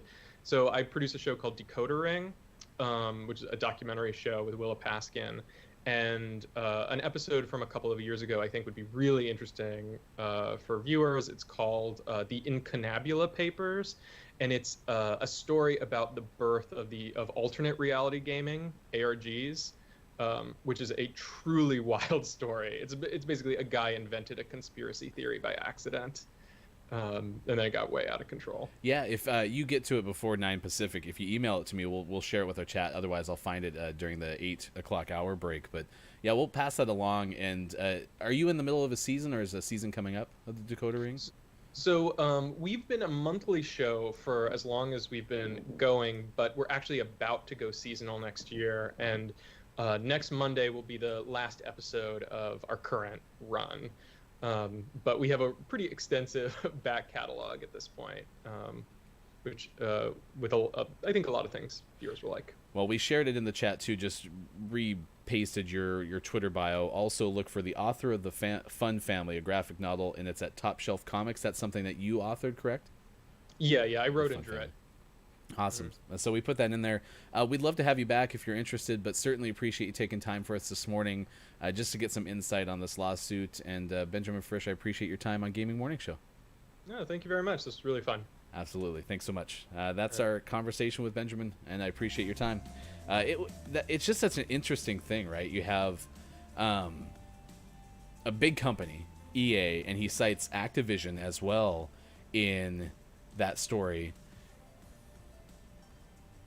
The benefit of the doubt part is what stands out to me just from an opinion standpoint. Clearly, I don't have any reporter chops on this. I don't have any evidence or have done any thorough examination of the research. But when you look at the plausibility of it, like, I could totally see how that's the case. But, you know, we're still trying to figure out if the free-to-play with microtransactions model is the thing that's going to go forward for, you know, now until eternity. The one thing that I definitely thought of, though, when I was reading this piece, because as Benjamin mentioned with the opening paragraph, is there's specific sports titles that are kind of suspicious. I remember the last Madden game that I played, I used to be a religious Madden player, but the last one I played was Madden 19. And I remember all the Ultimate Team cards popping up, and I'm thinking to myself, like, I don't get what's fun about this, right? And that's probably coming from the old school. I played Madden, 20 years ago, and I was just into, season by season. Or I really honestly like Madden. I really like, there was a head coach game like in 09 that I really liked, where you just got to basically be the head coach and run the team. Like, that was fun. So I like that part of it. I didn't want to collect ultimate cards and open up packs, and that sounds like that's why I didn't discover, like, oh, that's a microtransaction. Like, if you want the best players to build your ultimate team, you have to spend money for that. So I didn't know that was the case. Big thanks to Ben for joining us, Benjamin, for joining us on Gaming Morning Show. It was a super fun and interesting interview. Again, The Fun Family, a graphic novel from Top Shelf Comics, comics with an X on Twitter. Slate, he's the producer of the Decoder Ring, and lives in Brooklyn. He also really is focusing on games, and so that was kind of fun to talk to him about what he's playing. Cyberpunk 2077, of course. It's Copia! Good morning, Copia. Thanks for being with us on Gaming Morning Show. Time check 7:40 West Coast. It is 10:40 on the East Coast and 3:40 in the afternoon in the UK. Shout out Copia. Be sure to check out Copia's show on Twitch. I believe Tuesdays and Thursdays Copia is doing community-based streams, and I usually get to catch them at some point in the early AM, but definitely watch them on demand as well. Hofbrew saying, I have a friend that won't play those games for those reasons. Yeah, I can't get behind wanting to spend my money on the ultimate teams. It's just not fun for me. But I also get, like, the appeal. I was never too deep into trading cards. You look at now people doing Pokemon card unboxings and opening up a whole bunch of packs and trying to find the Charizard or whatever. Like, that is a thing, and I completely get that it is someone's thing and many people's thing. It's just not my thing. So, yeah, I absolutely get it for sure. Hey, Copia, following Jack2 on Twitch. Super appreciated. Thanks for the shout-out. Hope you're doing well. And I will get you a shout-out build much like I do for Dr. Chick. So shout out Dr. Chick, and you can follow Dr. Chick on Twitter. So that's something that we try to do, and I'll make sure to do one for Copia as well. Twitch.tv/Copia1 at the end. That was a fun interview, and if you missed it, we'll put it on demand. Our YouTube page is active. We just don't have a URL yet. We have to have 100 subscribers to get a URL. So if you search Gaming Morning Show on YouTube, you will likely find us, and that's one way that you can see any of the interviews that you might have missed on any previous episode of Gaming Morning Show. Yeah, I've been up since 1 a.m. Pacific time, Copia, so had you done a community stream this morning, I would have definitely been there, because I have done nothing else but just try to work on some stuff and get things ready. I did have to laugh, though. I don't know, and I'll get rid of that interview. If you were here before the interview, after Monday, when we had Andy Euler from Marketplace on the show, I was frustrated that I can't get the tech where I want it to be by the time the interview starts, because we have these interview slots at 7:25 or 8:20, and it dawned on me, well, I can make a interview starts in 1 minute, and I have 1 minute to kind of get things set. Like, I even raised my microphone up and just say, hey, can you hear me? Make sure that the interview subject can hear me, right? That's all good in, smart radio. But then I forgot that I was also going to use that time to get his framing set up on our split screen and on our full screen. I just completely forgot. So I'm sitting here being like, okay, I got time to spare. This whole minute thing's going to work really well. And then we cut to the split screen, and his picture's not there. I was like, oh, that's why, because I'm not good at my job. Media company can't get a dedicated URL, so I am using a domain pointer. Yeah, no, that's a really actually great strategy, because you can get a domain pointer for fairly cheap. I mean, we even have GamingMorningShow.tv as our main website, but we use gms.watch with that same kind of idea in mind, is we wanted people who wanted to try to remember something quickly.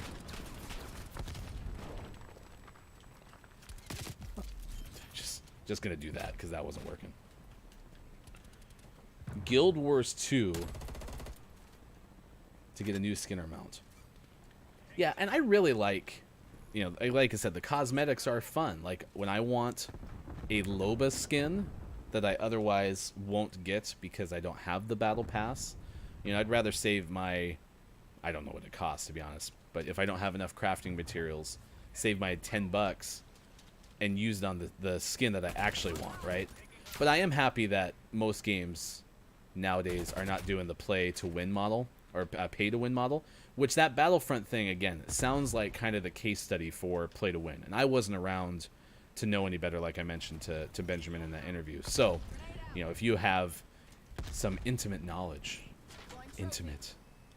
about Battlefront and kind of that story, you can certainly pipe up in the chat, because I'd love to hear your perspective. GW2, game I haven't heard in a long time. Oh, Copia, thanks so much for subbing on YouTube. Yeah, you're great. Are you doing YouTube stuff too? Yeah, get those orders. I don't know if you have issues with people taking things off patios and porches like sometimes we do, but gotta get those. Especially because I will admit that my wife and I, we celebrate Christmas, and we did not get ahead of the shopping this year. So we kind of ordered most of the stuff for our two kids at the not the very last moment, but fairly the last moment.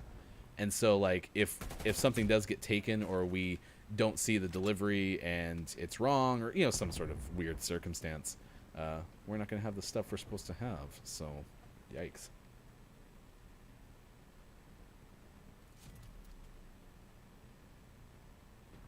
I don't know. So tell me more about Guild Wars 2 kind of premise. And you're also more than this open invitation. Anytime I ask you for something like that, you can say, Ryan, Google it.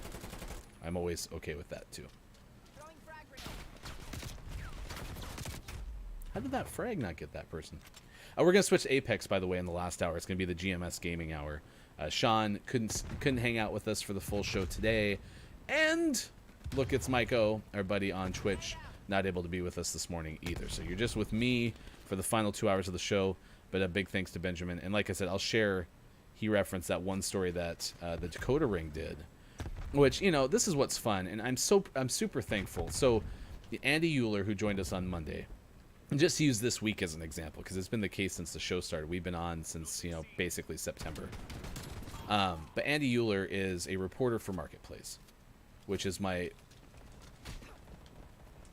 How'd I miss him? Which is my favorite public radio show. I listen to it on NPR now. It's actually produced by American Public Media, so it's not an NPR show. But I listen on my NPR Now station, which is through SiriusXM, and it's on at 3 and 3:30. They play it back to back. It's a half-hour show. But that's a national show. It's a well-known show. It's been around forever, you know, relatively. And Andy said, yeah, I'd absolutely be interested in coming on. Let me know when and all that stuff, right? Well, so we have Andy come on. And then here is Benjamin Frisch joining us on the show today, producer of Slate's The Dakota Ring. And I swore I had heard that one before. It turns out it was like one of Time's top 10 podcasts of 2019. So neither Andy nor Benjamin, and even like, you know, we're gonna have Jackson Ryan on coming up Friday, who is the science editor for CNET, or a science editor for CNET. Like, they don't have to spend their time, but they're super kind to give us some time, and so I really appreciate that very much. Take your call. See you tomorrow, Jack. Good luck getting settled into a new apartment as well. Oh, yeah, so you have some relevancy, Hofbrew, with that Battlefront story. And that stood out to me, yeah, because I think it primarily remember hearing it from Darkness429, who's a pretty well-known streamer on the Facebook gaming side of things, and I remember him constantly referencing Battlefront. Secure the objective. I hope that y'all won't keep this against me. I have really poor depth when it comes to thinking critically about like the reasons I like games. If y'all told me tomorrow, hey, there's this game, and if you play it, we'll get a hangout, I'll probably be on board. I don't think too much about the gameplay. Like I told, you know, Dr. Chick in the first hour or so, that like one thing I like about this game is it's very like visually appealing. It's very colorful, and so that gets my attention. But the fact that I primarily play this game because I get to play with Sean. Or other people, for that matter. Like, my friend Ron played this for a good amount of time, or played Warzone with us. Then we kind of switched to the morning show and didn't keep playing at night. So it's the social aspect for me. Gosh, and remind me, I don't know if I'll have Siri do it. Remind me tomorrow morning at 6:30 to ask Sean what the name of that YouTube channel is that describes the different types of gamers. Losing Alpha. All right, because the bottom line is like that channel. I want to say it's the Gaming Historian, but I think it's actually called Game Theory. I don't really know clearly. They talked about different types of gamers, and there's those who like to, you know, finish things thoroughly, like the completionist side of things, and then there's others that like the platformers or something like that. Oh, that hurt. And then there's the social gamer, and I'm in that category. So if you told me tomorrow, hey, GW2, go get it, we're gonna play together, it's gonna be fun, I'm gonna die. I'm on board. You know, if I was gonna actually be able to play it on a sustained schedule, I'm open to it, because I just like hanging out with people. It's the people that make it fun, and as you can imagine, especially during like right now where neither Mike nor Sean, or we don't have any other co-hosts that are able to join us yet. If you're interested in co-hosting, let me know. You know, and that's where like this part of the show, you know, playing games, talking a little bit, it's one of those things like I can do, and it's not unfun, but it's not as much fun as when Sean's here and getting to talk and hear the laughter and the responses and get the opinions and that kind of stuff. So again, because today is a show that neither Mike nor Sean could join us, I'm really thankful that Benjamin was able to give us some time today. Was he really over there? I thought those bullets were coming the other way. Open world quest game. You can do PvP, build and craft armor, weapons. You have, I think, 8 different classes to choose from. Sounds fun. Yeah, and MMO This is where I'm not the hashtag video game expert. When I think MMO, I'm thinking not this kind of game that has a multiplayer mode, but that's more like traditionally like a World of Warcraft, right? Where everybody's online, like the time doesn't start at the exact same time, right? That's what we're talking about with an MMO. Smoke checked. Because the only thing that I get worried about there is my attention span.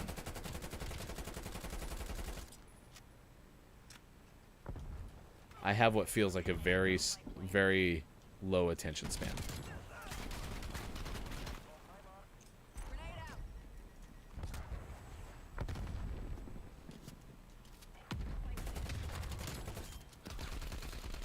Oh, he's behind me. He's behind me. So if that's the case, that is one concern. Hey, you know, I was thinking about Jack. I think Jack took off, but having an on-call job isn't a bad way if you're looking to also be able to watch streams. Getting paid to kind of hang out, make sure that, you know, people need you. They can get you. But otherwise, you're just hanging out with someone online. Not bad. I do hope everyone has a very good end to 2020. I'm sure it's been a challenging year for many people.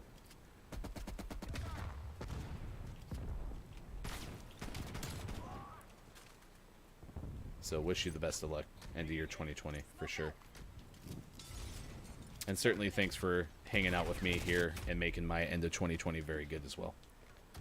All right, this last game, man, this is going to be a tight game, a little bit longer game. And then we'll switch to Apex for the final hour.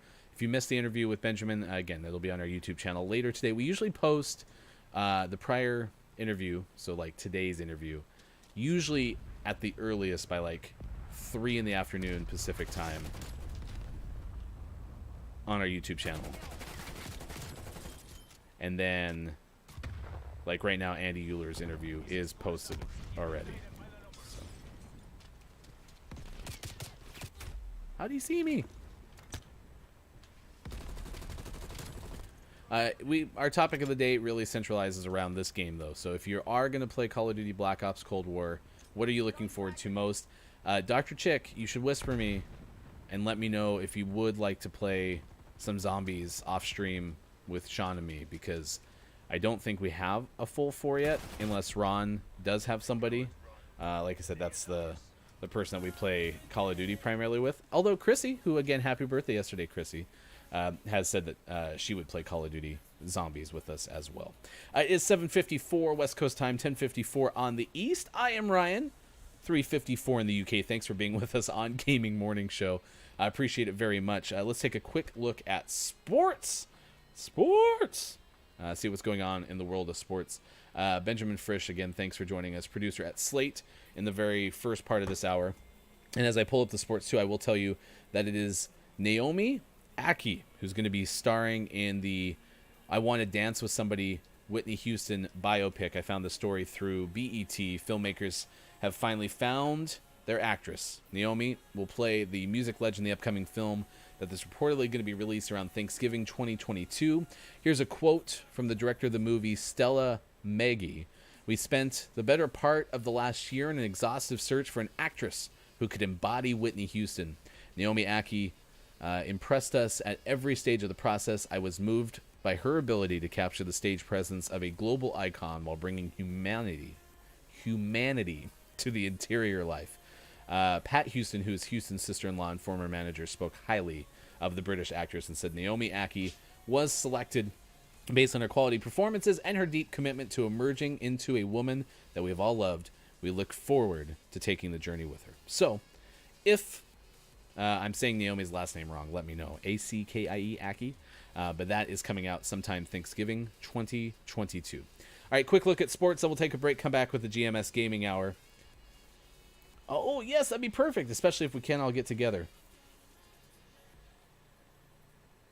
What? Did I miss that, Copia? Let me look. What's this coffee thing? You hadn't played... I missed that too, Dr. Chick. You hadn't played Madden since 2003. What? Copia, friend in Georgia, currently making their own blends, so I'll let you know.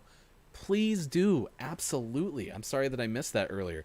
I am so excited when I can take a sip out of this cup, which, by the way, I don't know if you've been able to read what this says, because I see how much I've rubbed off just having used this cup so much, but this says do all of the things, or just do all the things. And I mean, I go to Starbucks because of convenience when I'm not going to a local place. I like Starbucks. I like pumpkin spice lattes, all the things that, you know, most people might like about a Starbucks. But that's one of their cups, because I also am into recycling, so trying to reuse cups as often as possible, which is a lot harder right now because of the pandemic. You can't do your own cups at coffee shops. But I use this, I mean, almost every single day. I'm just trying to drink less coffee. Hofbrew will be super stoked because in the third hour, though, since I have been up since 1 a.m., I am going to drink a Coke Energy. So that'll make Hofbrew happy. So anyway, I'm super into coffee, but I am very interested in trying coffees from all over. And both Sean and I use at least a pour over to brew our coffee too, which is super exciting. Here's some headlines from the football world. Alabama, Notre Dame, Clemson, Ohio State will enter championship weekend in a chance to get to the college football playoff. One thing to note, though, the Atlantic Coast Conference championship game is Notre Dame and Clemson, which hasn't happened in the past. So we'll see what happens there. Ohio State is fourth going into the Big Ten title game. And in the Pac-12 championship, which has nothing to do with the CFP right now, it's USC and Oregon. Colorado was told this morning, still have to go to LA. You can still try to find an opponent, but if USC can't play because of coronavirus, you're stepping on up. Stanford head coach Tara Vanderveer made history. This is yesterday, becoming the winningest women's basketball coach all time. Ended up passing the late Pat Summitt with her 1,099th victory as Stanford beat Pacific 104-61. Congratulations to Vanderveer. NFL teams won't be allowed to create local bubbles during the postseason, according to the Associated Press. They can't do that by mandating players stay in a hotel except for the night before the game. In the NBA, Giannis Antetokounmpo, try it the best I can, has signed a Supermax extension with the Milwaukee Bucks, at least has agreed to it. So it looks like the two-time reigning MVP will not be in any off-season bidding. James McCann, $40.6 million four-year contract with the New York Mets. McCann is a catcher. I think he was last at least with the Braves at some point, right? Nope, was the White Sox catcher. I thought he played for the Braves at some point. Anyway, I'm wrong. That's your sports. It is 8 o'clock on the nose, 11 o'clock East Coast, and 4 o'clock afternoon drive in the UK. I'm so thankful that you're here with us. Stick around. We will come back with the GMS Gaming Hour and more still to come with Among Us reaching 1 million Twitter followers. Nathan Apodaca has a COVID-19 positive result and some more news. We'll also recap our gaming morning show, morning gaming news in the final hour as well. I am Ryan. We're on Facebook Gaming, Twitch, YouTube, and at gamingmorningshow.tv. Thanks for being with us on Wednesday, December 16th. Appreciate it very, very much.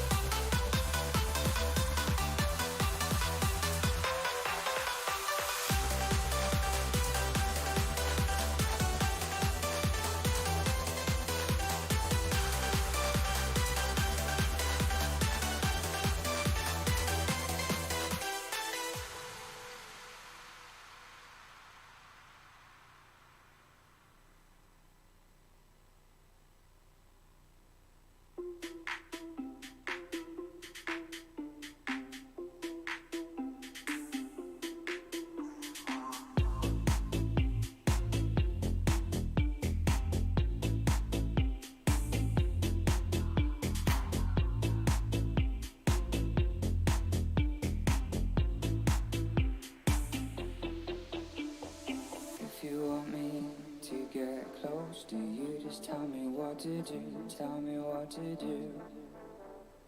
If you want me to take over, just give me the green light, just give me the green light.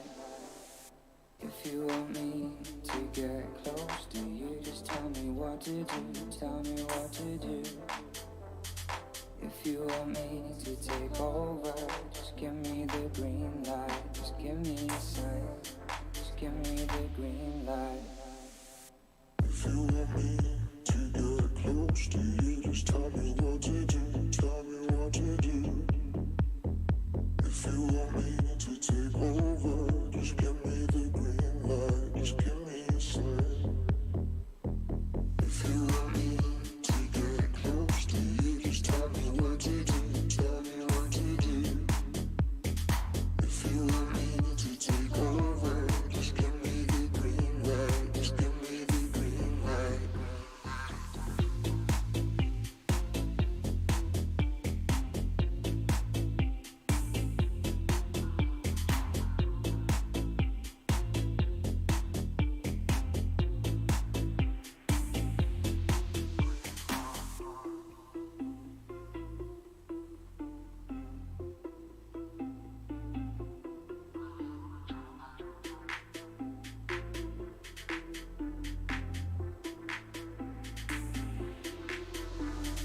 If you want me to get close to you, just tell me what to do, tell me what to do. If you want me to take over, just give me the green light, just give me the green light. If you want me to get close to you, just tell me what to do, tell me what to do. If you want me to take over, just give me the green light, just give me the green light.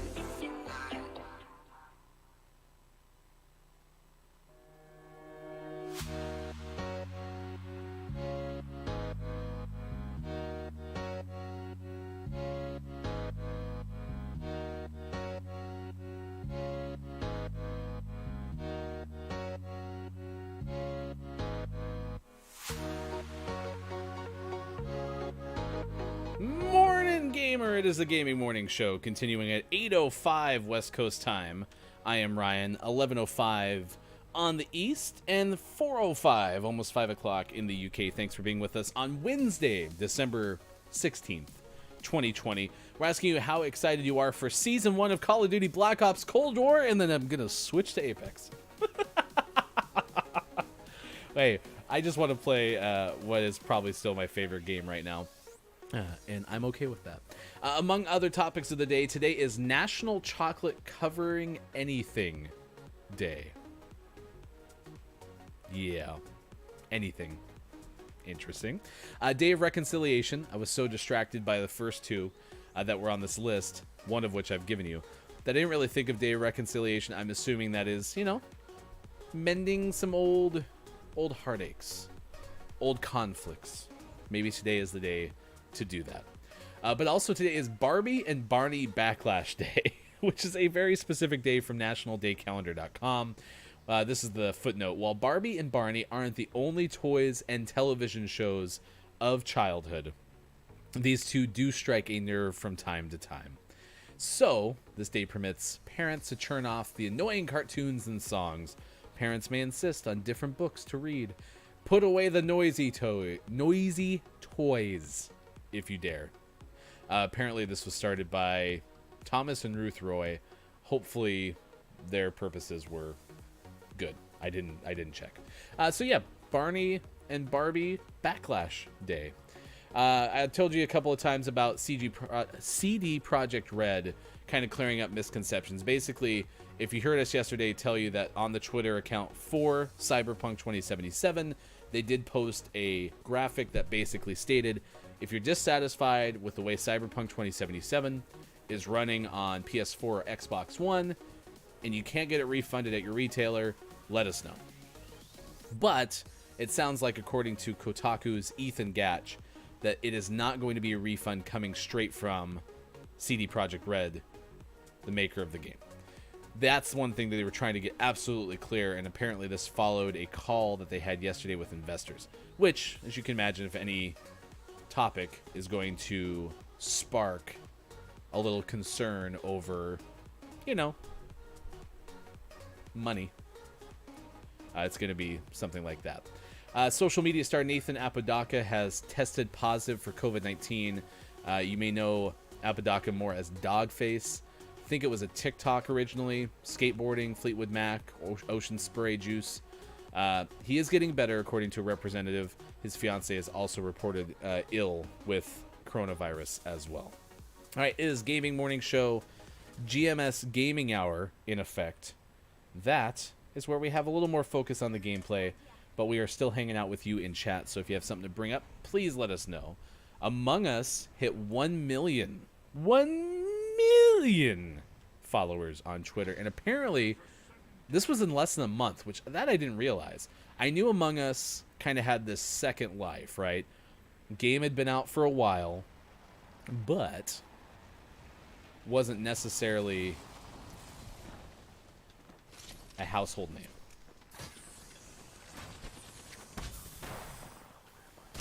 Oh no! That's unfortunate.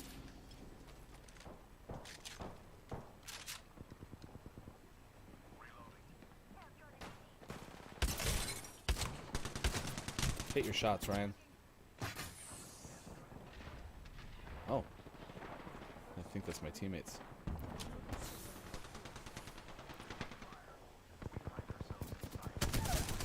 But I wouldn't give for a shield.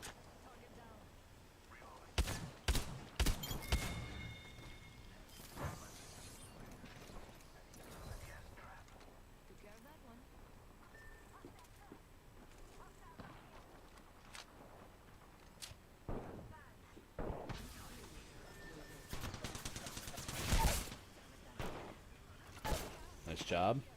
Lifeline. Lifeline, get me. Nice work.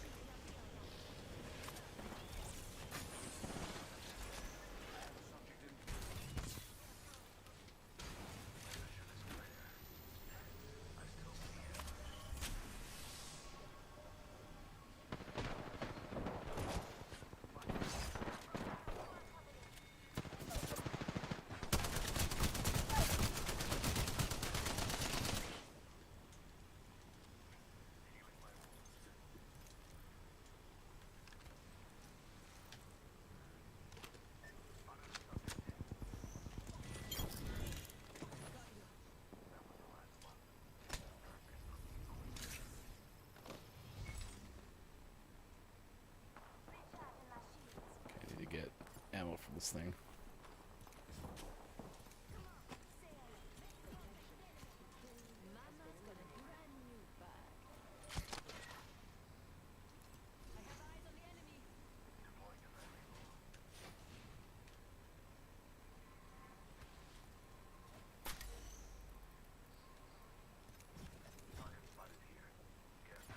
Alright, let's see what else can we get in here that's helpful. This is helpful.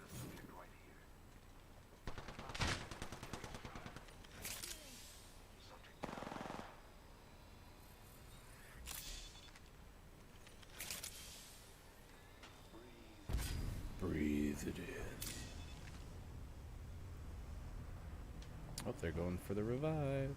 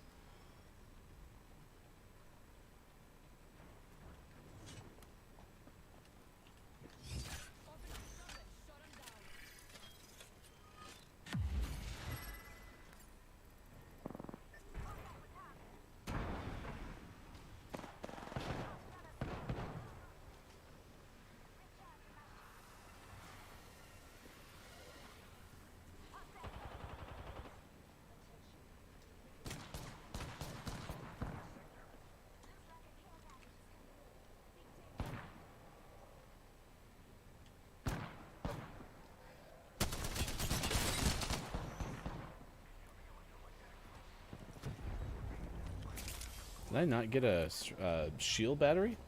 Morning, Nintendo nerds. Thanks for being here.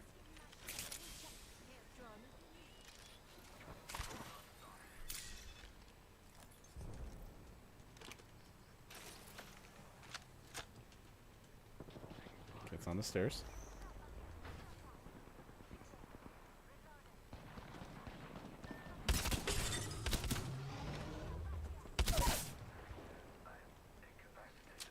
Enemy down.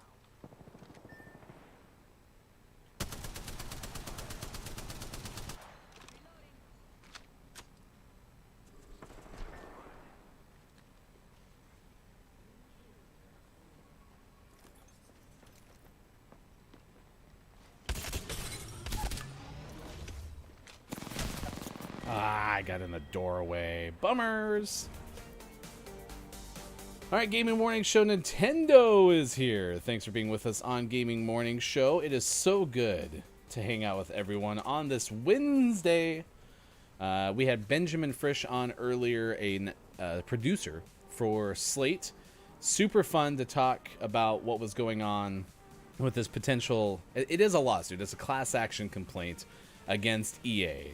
And the idea behind it basically is there's plausibility to this idea that maybe they're using a patent that they have filed for to manipulate, encourage, try to make things go in the realm of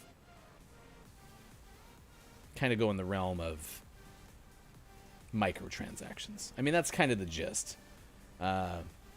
Here is the link. So he's the producer for the Decoder Ring, which is a podcast, a documentary style podcast, which, as Benjamin mentioned, was not a seasonal, was a month-to-month podcast. They're now going to the seasonal mode.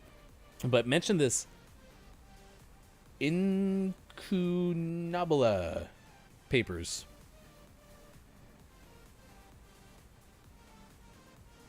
So bad. But they had it as the birth of alternate reality gaming and its connection to a conspiracy theory. All right, here you go. Siri, do your work. Help me out. Make me sound better, because I already said it wrong. Here's the answer. Incunabula. Incunabula papers. It's from the 1970s, 80s, that conspiracy theory, but it was an episode of Decoder Ring that Benjamin and the host did. And I haven't listened to Decoder Ring to my knowledge, but I am going to check it out now. It is a Slate podcast. We will have the interview on our YouTube channel. And big thanks to those who have helped us on our quest to get enough subscribers to get our YouTube channel to a point where we have a custom URL. Jack Bellows, the latest new sub on YouTube. Our last interview with Andy Euler from Marketplace on Monday is on our YouTube channel, so you can search Gaming Morning Show right now and you can find us. And certainly if you're interested, please subscribe. I appreciate it. Everyone who's watching on Twitch, we appreciate you being here on Gaming Morning Show. Everyone who's been here, you can go ahead and find us weekday mornings, Monday through Friday, 6 to 9 a.m. Pacific time. Right now it is 8:17 Pacific, 11:17 East Coast time, and 4:17 in the UK. This is for Hofbrew. I've been up since 1 a.m.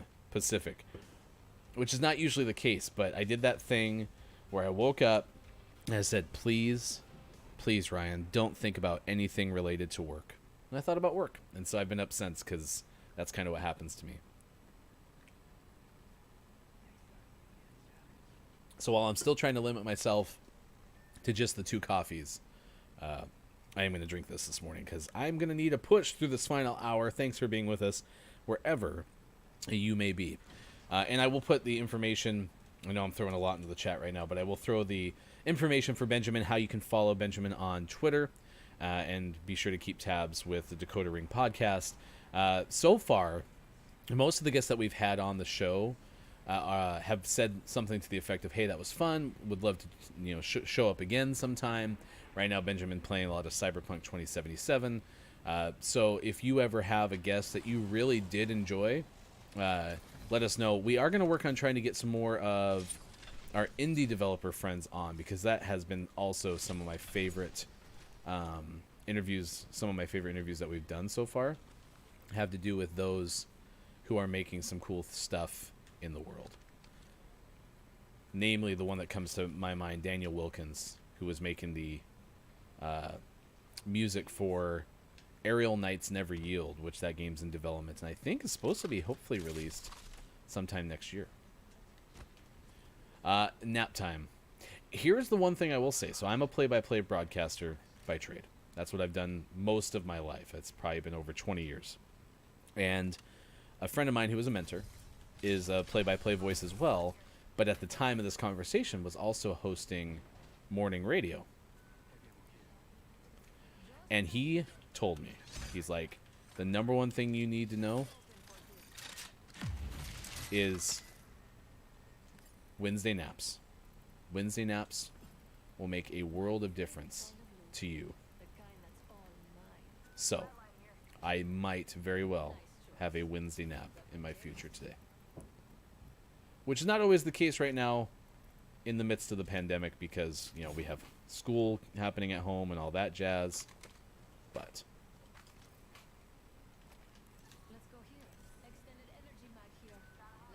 I will try.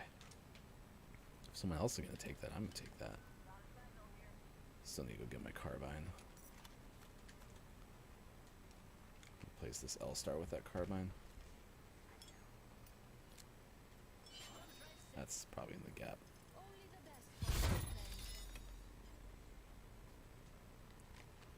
It's nap time, gotta get down with nap time. Everybody's wanting to take a nap time. I don't need that. I don't actually dislike the L-Star.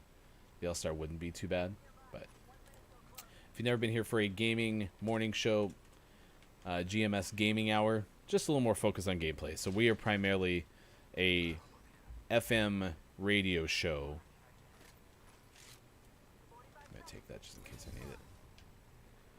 But we play games instead of music.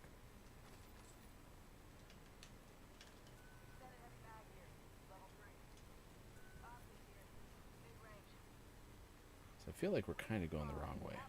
Try to catch up. Let me know what you're up to. If you are interested in Call of Duty Black Ops Cold War, please definitely let me know what you're most looking forward to. The one thing that we did play this morning was the gunfight mode, and we were just super happy, Sean and I, that that game mode is back in the game.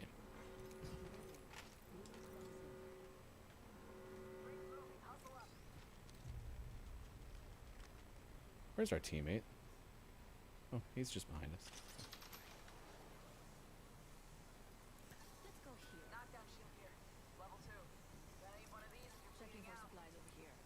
Please don't have anybody be there.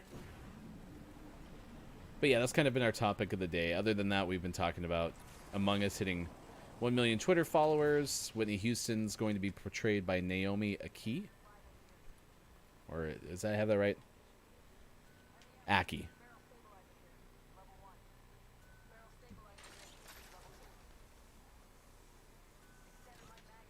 Well, at least this is unlooted, potentially.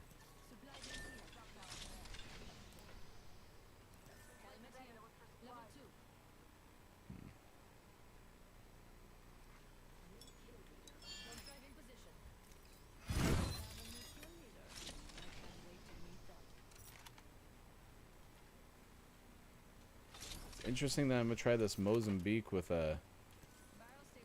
hammer points.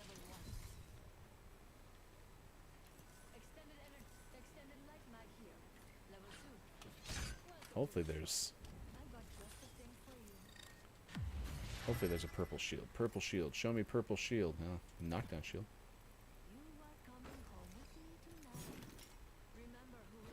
Oh yes, so that was in our Gaming Morning Show morning gaming news, and I think that would be super fun to play in a community game too.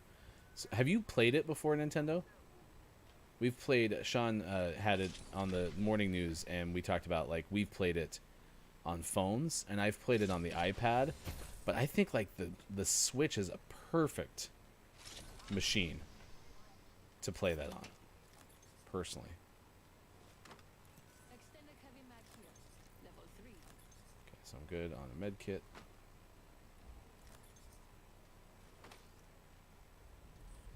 It just seems like it would be such a good experience. Having the joysticks and all that stuff. Yeah, I could see that being a very good deal. And I know it's in here. Purple backpack. Yes, please. Put this down one more time. Get some grenades or something. Backpack here. Level 2. Nothing else down here that I need. Nope. Nothing that here. I'll take that. And I'll take an arc star. You are coming home with me tonight. Okay. Let's see what we have over here.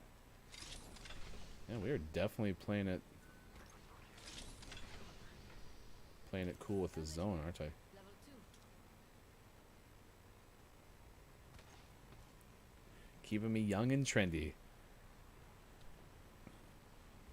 You're trendier than you think you are. Ooh, I bet it would be fun to play with you. I do remember you telling me about theater experience. And that is one of my favorite things about that game is like I like trying to convince people that I was not doing what I clearly was doing. One of my favorite lines that have come out from us playing Among Us with friends has been a friend of mine was trying to convince my wife, who was accusing him of being the imposter. He goes, he finally realized he was going to be caught. And he finally just goes, I couldn't have been the imposter. It's like, I was in a vent. It was so funny. I loved it. All right, let's hope this person can meet up with us over here. We have a replicator coming in. Looks like it just might be you and me. Okay, good. Supply bin there. Never mind. Let's see what we have over here. Oh, yeah, in that game, that's a definite good thing.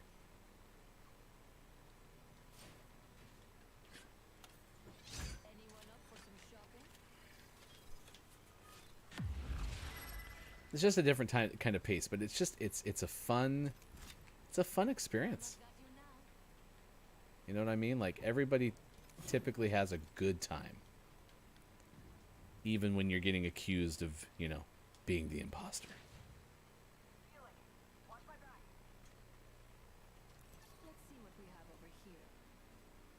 This is an interesting rando squad that I have. Like, I'm not entirely sure like why the Bangalore's having a hard time getting in circle, but I'm not mad about it either. Supply bin there. I'm not upset that. Oh, Crypto's using my stick, so. I don't see anything. But we did have a chance to play Gunfight this morning. Call of Dupes. Call of Dupes. That's right. Call of Dupes. Black Ops Cold War. That's right. Combine the two. That's so good. Call of Duty Black Ops Cold War. And it was fun.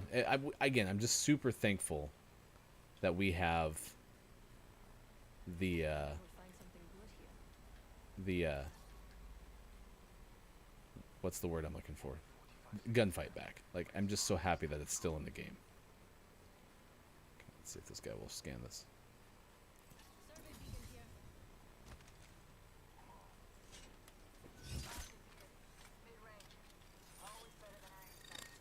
We have 11 squads left. This is one of the slowest lobbies. Holy cow. Mama's got you now. Better take some more shotgun ammo. Still don't know if this Moze is the right move. Yeah, I'm just happy with my inventory. We're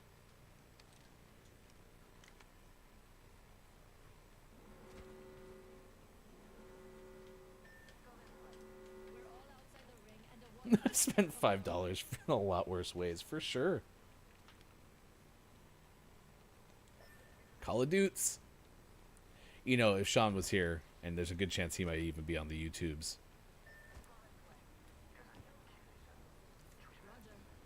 Oh gosh, I'm gonna die. At least it's ring 2. activating jump drive.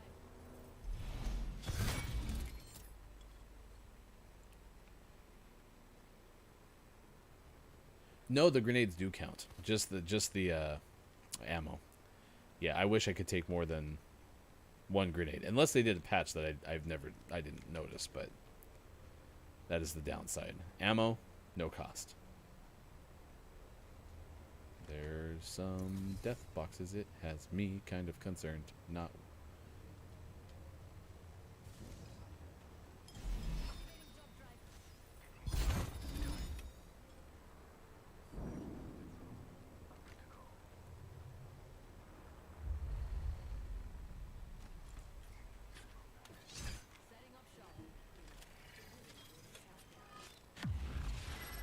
Yeah, like if I don't want this frag, I'd have to replace something, and it would count against my inventory. I do miss the double stacking of grenades. I'm not gonna lie. Replicator incoming. Oh, let's hope this person's gonna be all right.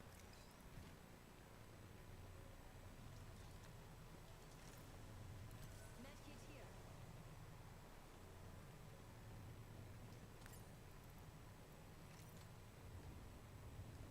Please tell me you're gonna take it, right? Okay. Now, oh no, I have stacks. Okay. So I was learning from Kiki's stream yesterday, though. I didn't realize that the seasons Extended supply bin over there. or the ranked season for Apex had a split. And so basically right now, whatever you did in the first half of the season doesn't matter.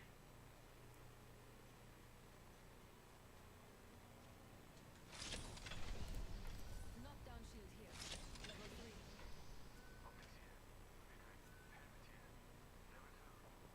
All right, whip that drone out, bud. Where are we going? Roger. Yeah, I wish. Could you imagine grenades and ammo don't count? 8 squads left. I bet we'll find something good here.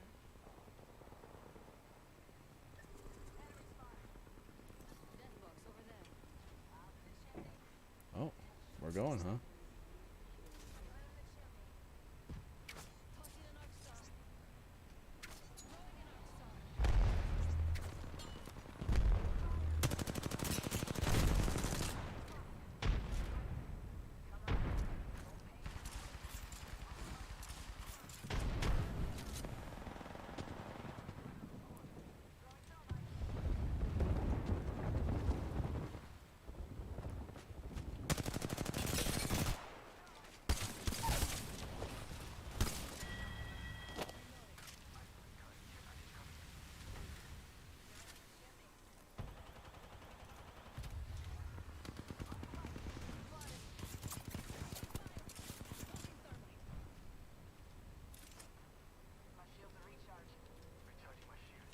No.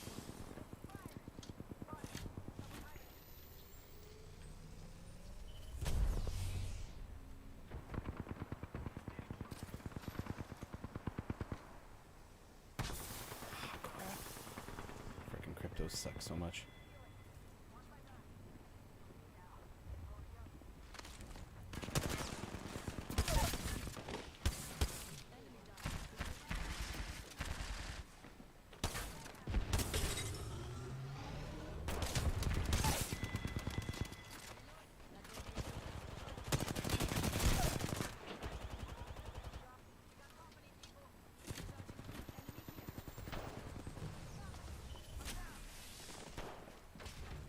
Can't see.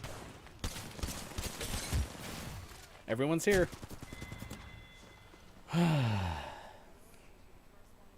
That was tough. There's so many people there. I don't know how many teams. I don't even know if we wiped a team. There were so many people there. Man, we worked really, really hard. Man. All right, it's 8:33 West Coast time, 11:33 East, and 4:33 UK. Thanks for being with us. Gaming Morning Show continues. I am Ryan. Wherever you may be, appreciate you stopping by on Gaming Morning Show. That was a little bit of a ramble, wasn't it? No kidding. Are you familiar with Dr. Chick? I think was kind enough to at least tell me a little bit about Naomi Ackie, but that's who's going to play in the Whitney Houston biopic.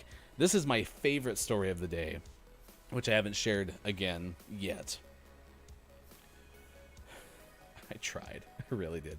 I haven't shared it again yet. This is from Engadget. Google officially going to support Chrome OS on old PCs.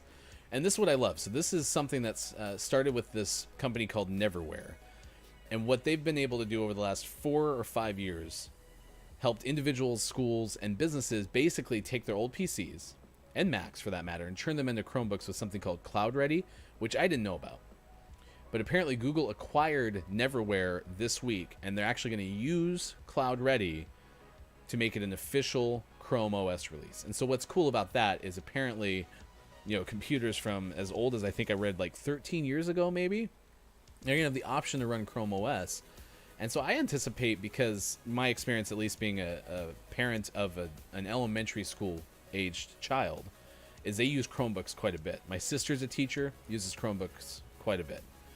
And so this is a great way to help schools be able to have, you know, more infrastructure that they don't have to replenish. They don't have to buy it new. It's recycling old stuff. Like, I'm pretty excited about that. Dr. Chick's still with us. What legends do you like to play? I am a Loba main, and the reason I chose Loba, this goes back to my leaving Apex. I was kind of fed up with Apex around season 5 or so, because I couldn't get any better. I couldn't aim at people. I went one stretch of like 20 games where I had 1 kill, and that was because my friend got the person so low that I just had to go over and thirst.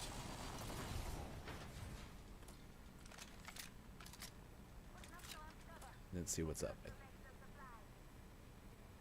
Okay, I'm gonna go over there.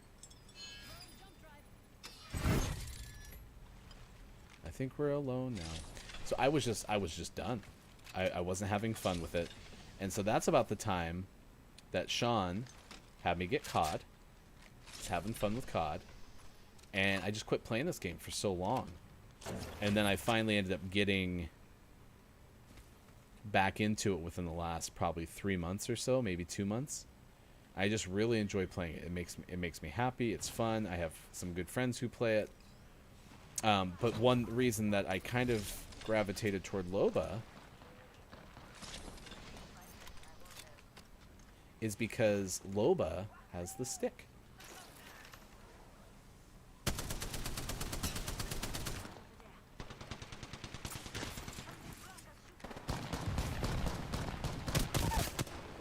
And with the stick, whoop. Okay, which way? Which way? This is where I always have a struggle.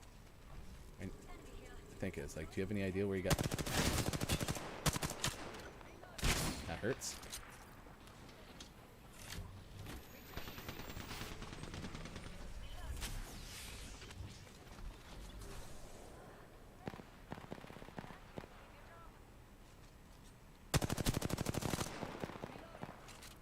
This person. Oh, she already got him because she's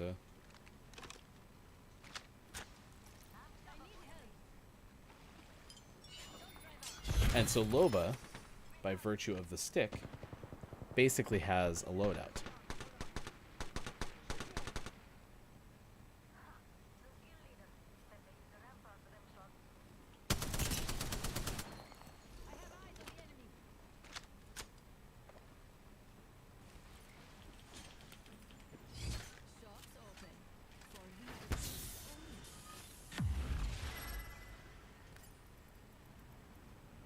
Use a med kit, that'll work. Actually, it probably would have been smarter to get the bigger shield.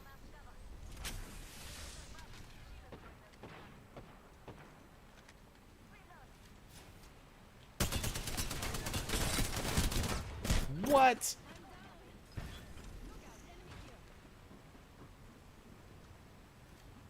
Hey, it's Josh!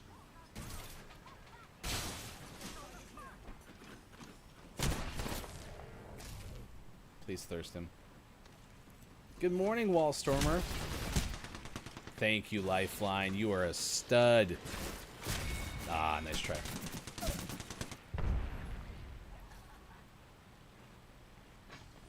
Sometimes need breaks from things like from Smash Bros. Yes, for sure.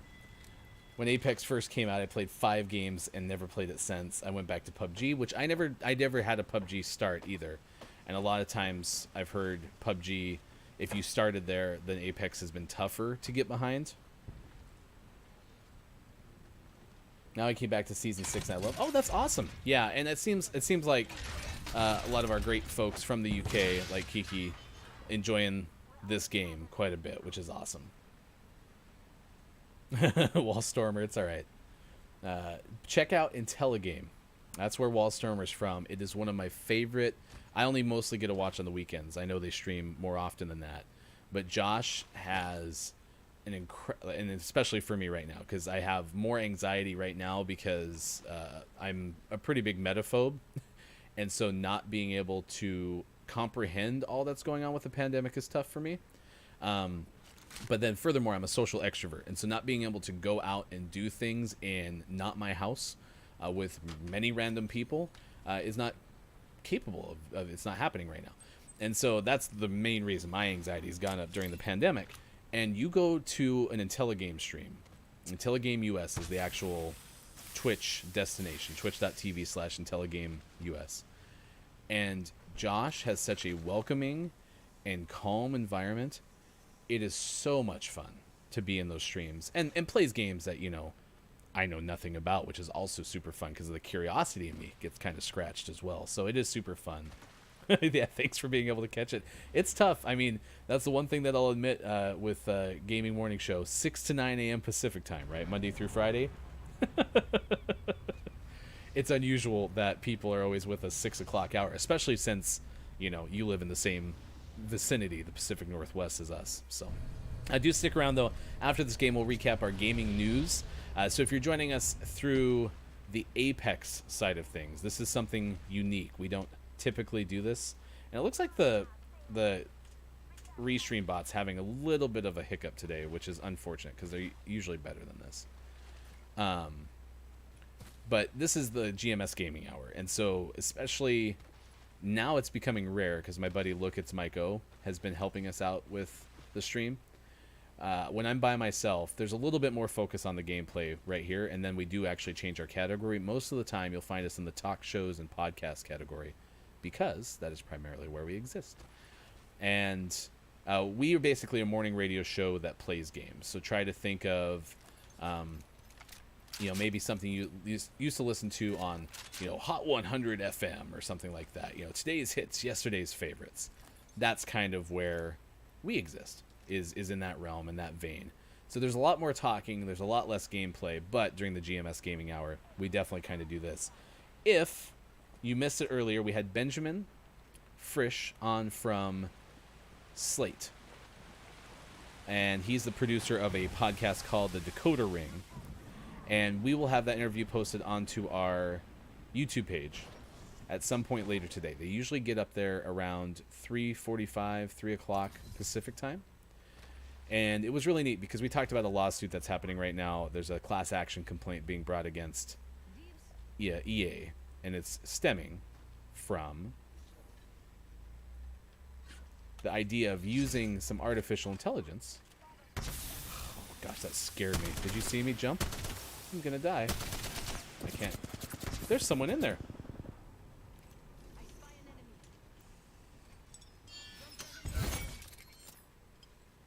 That was a interesting play by that person, and I wasted my stick. What was I doing?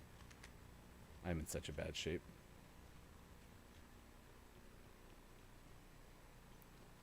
Is there someone just sitting in the vault?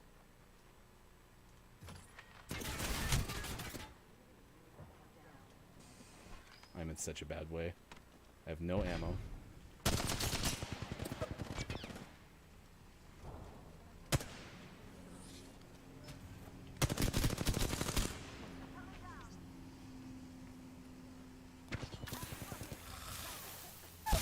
I couldn't get the gas. Alright, let's see.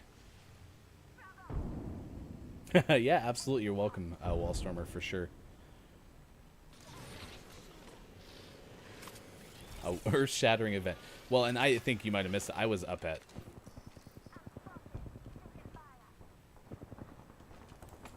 This will help.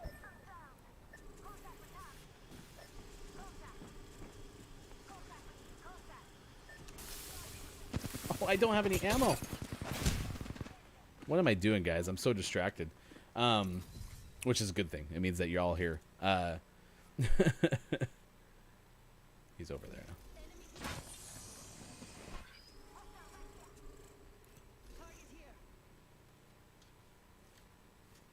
Yeah, our person's disconnected. I thought I had my stick up still. It was super weird. Here, just thirst me, please. This is such an interesting technique.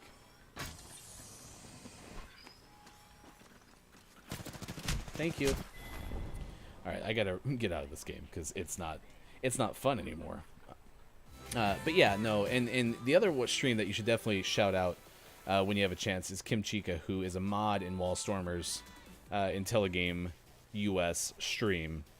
But what we're trying to do too is the nice thing about you all inviting me to Discords and your viewers to Discords is someone taught me on the right hand side of Discord, if someone's installed or linked to their Twitch account, it will show you if someone's streaming.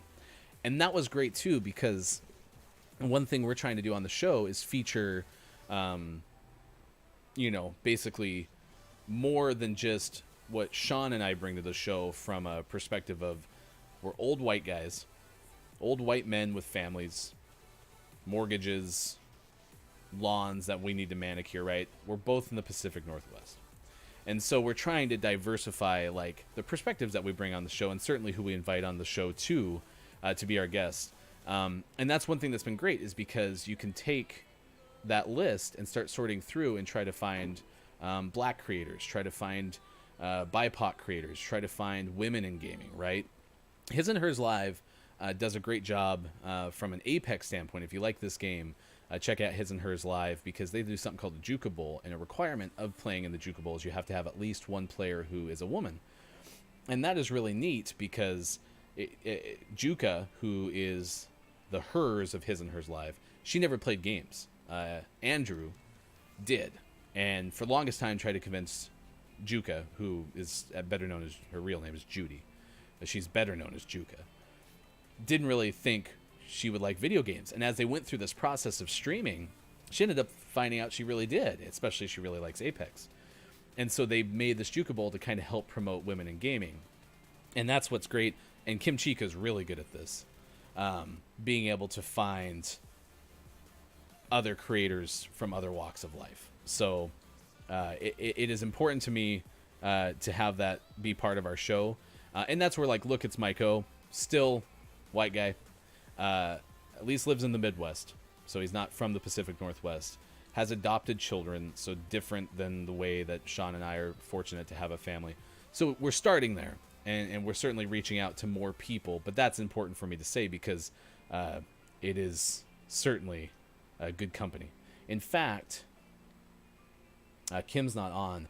I do know where we're going to send you after this. We're going to send you to Digital Dot Games, who I referenced earlier. If you follow us on Twitter, watch GMS. Digital Dot Games does all of his streams and content around this idea of how games have the power to do certain things in the medical realm, like heal, right?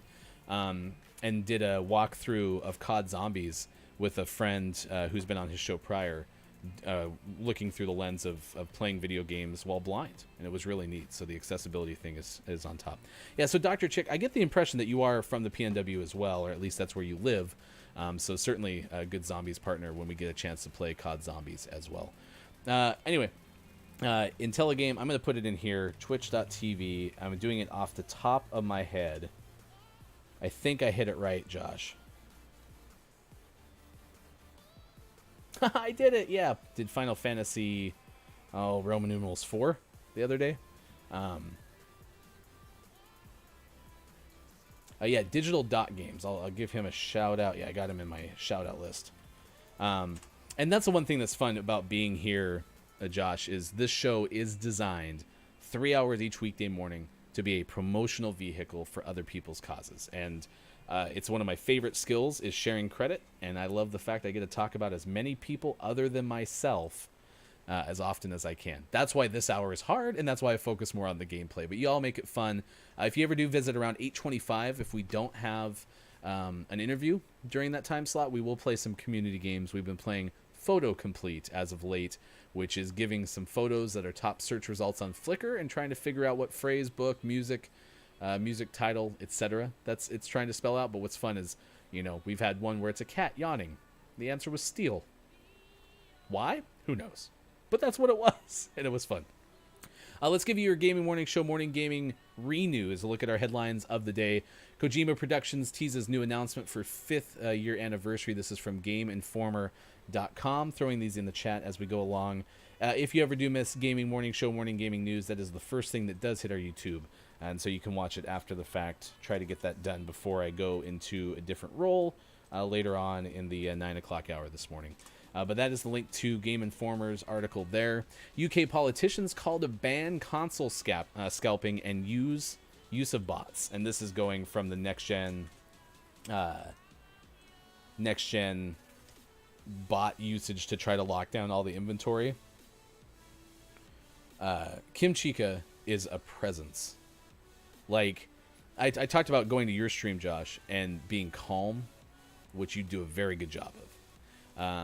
And also, I admire this about Josh, too, and I'm trying to bring this to the show. If someone asks me a question and I do not have a clue, saying that. Because a lot of times, especially media, I've worked in radio for 20 years, especially in talk show radio.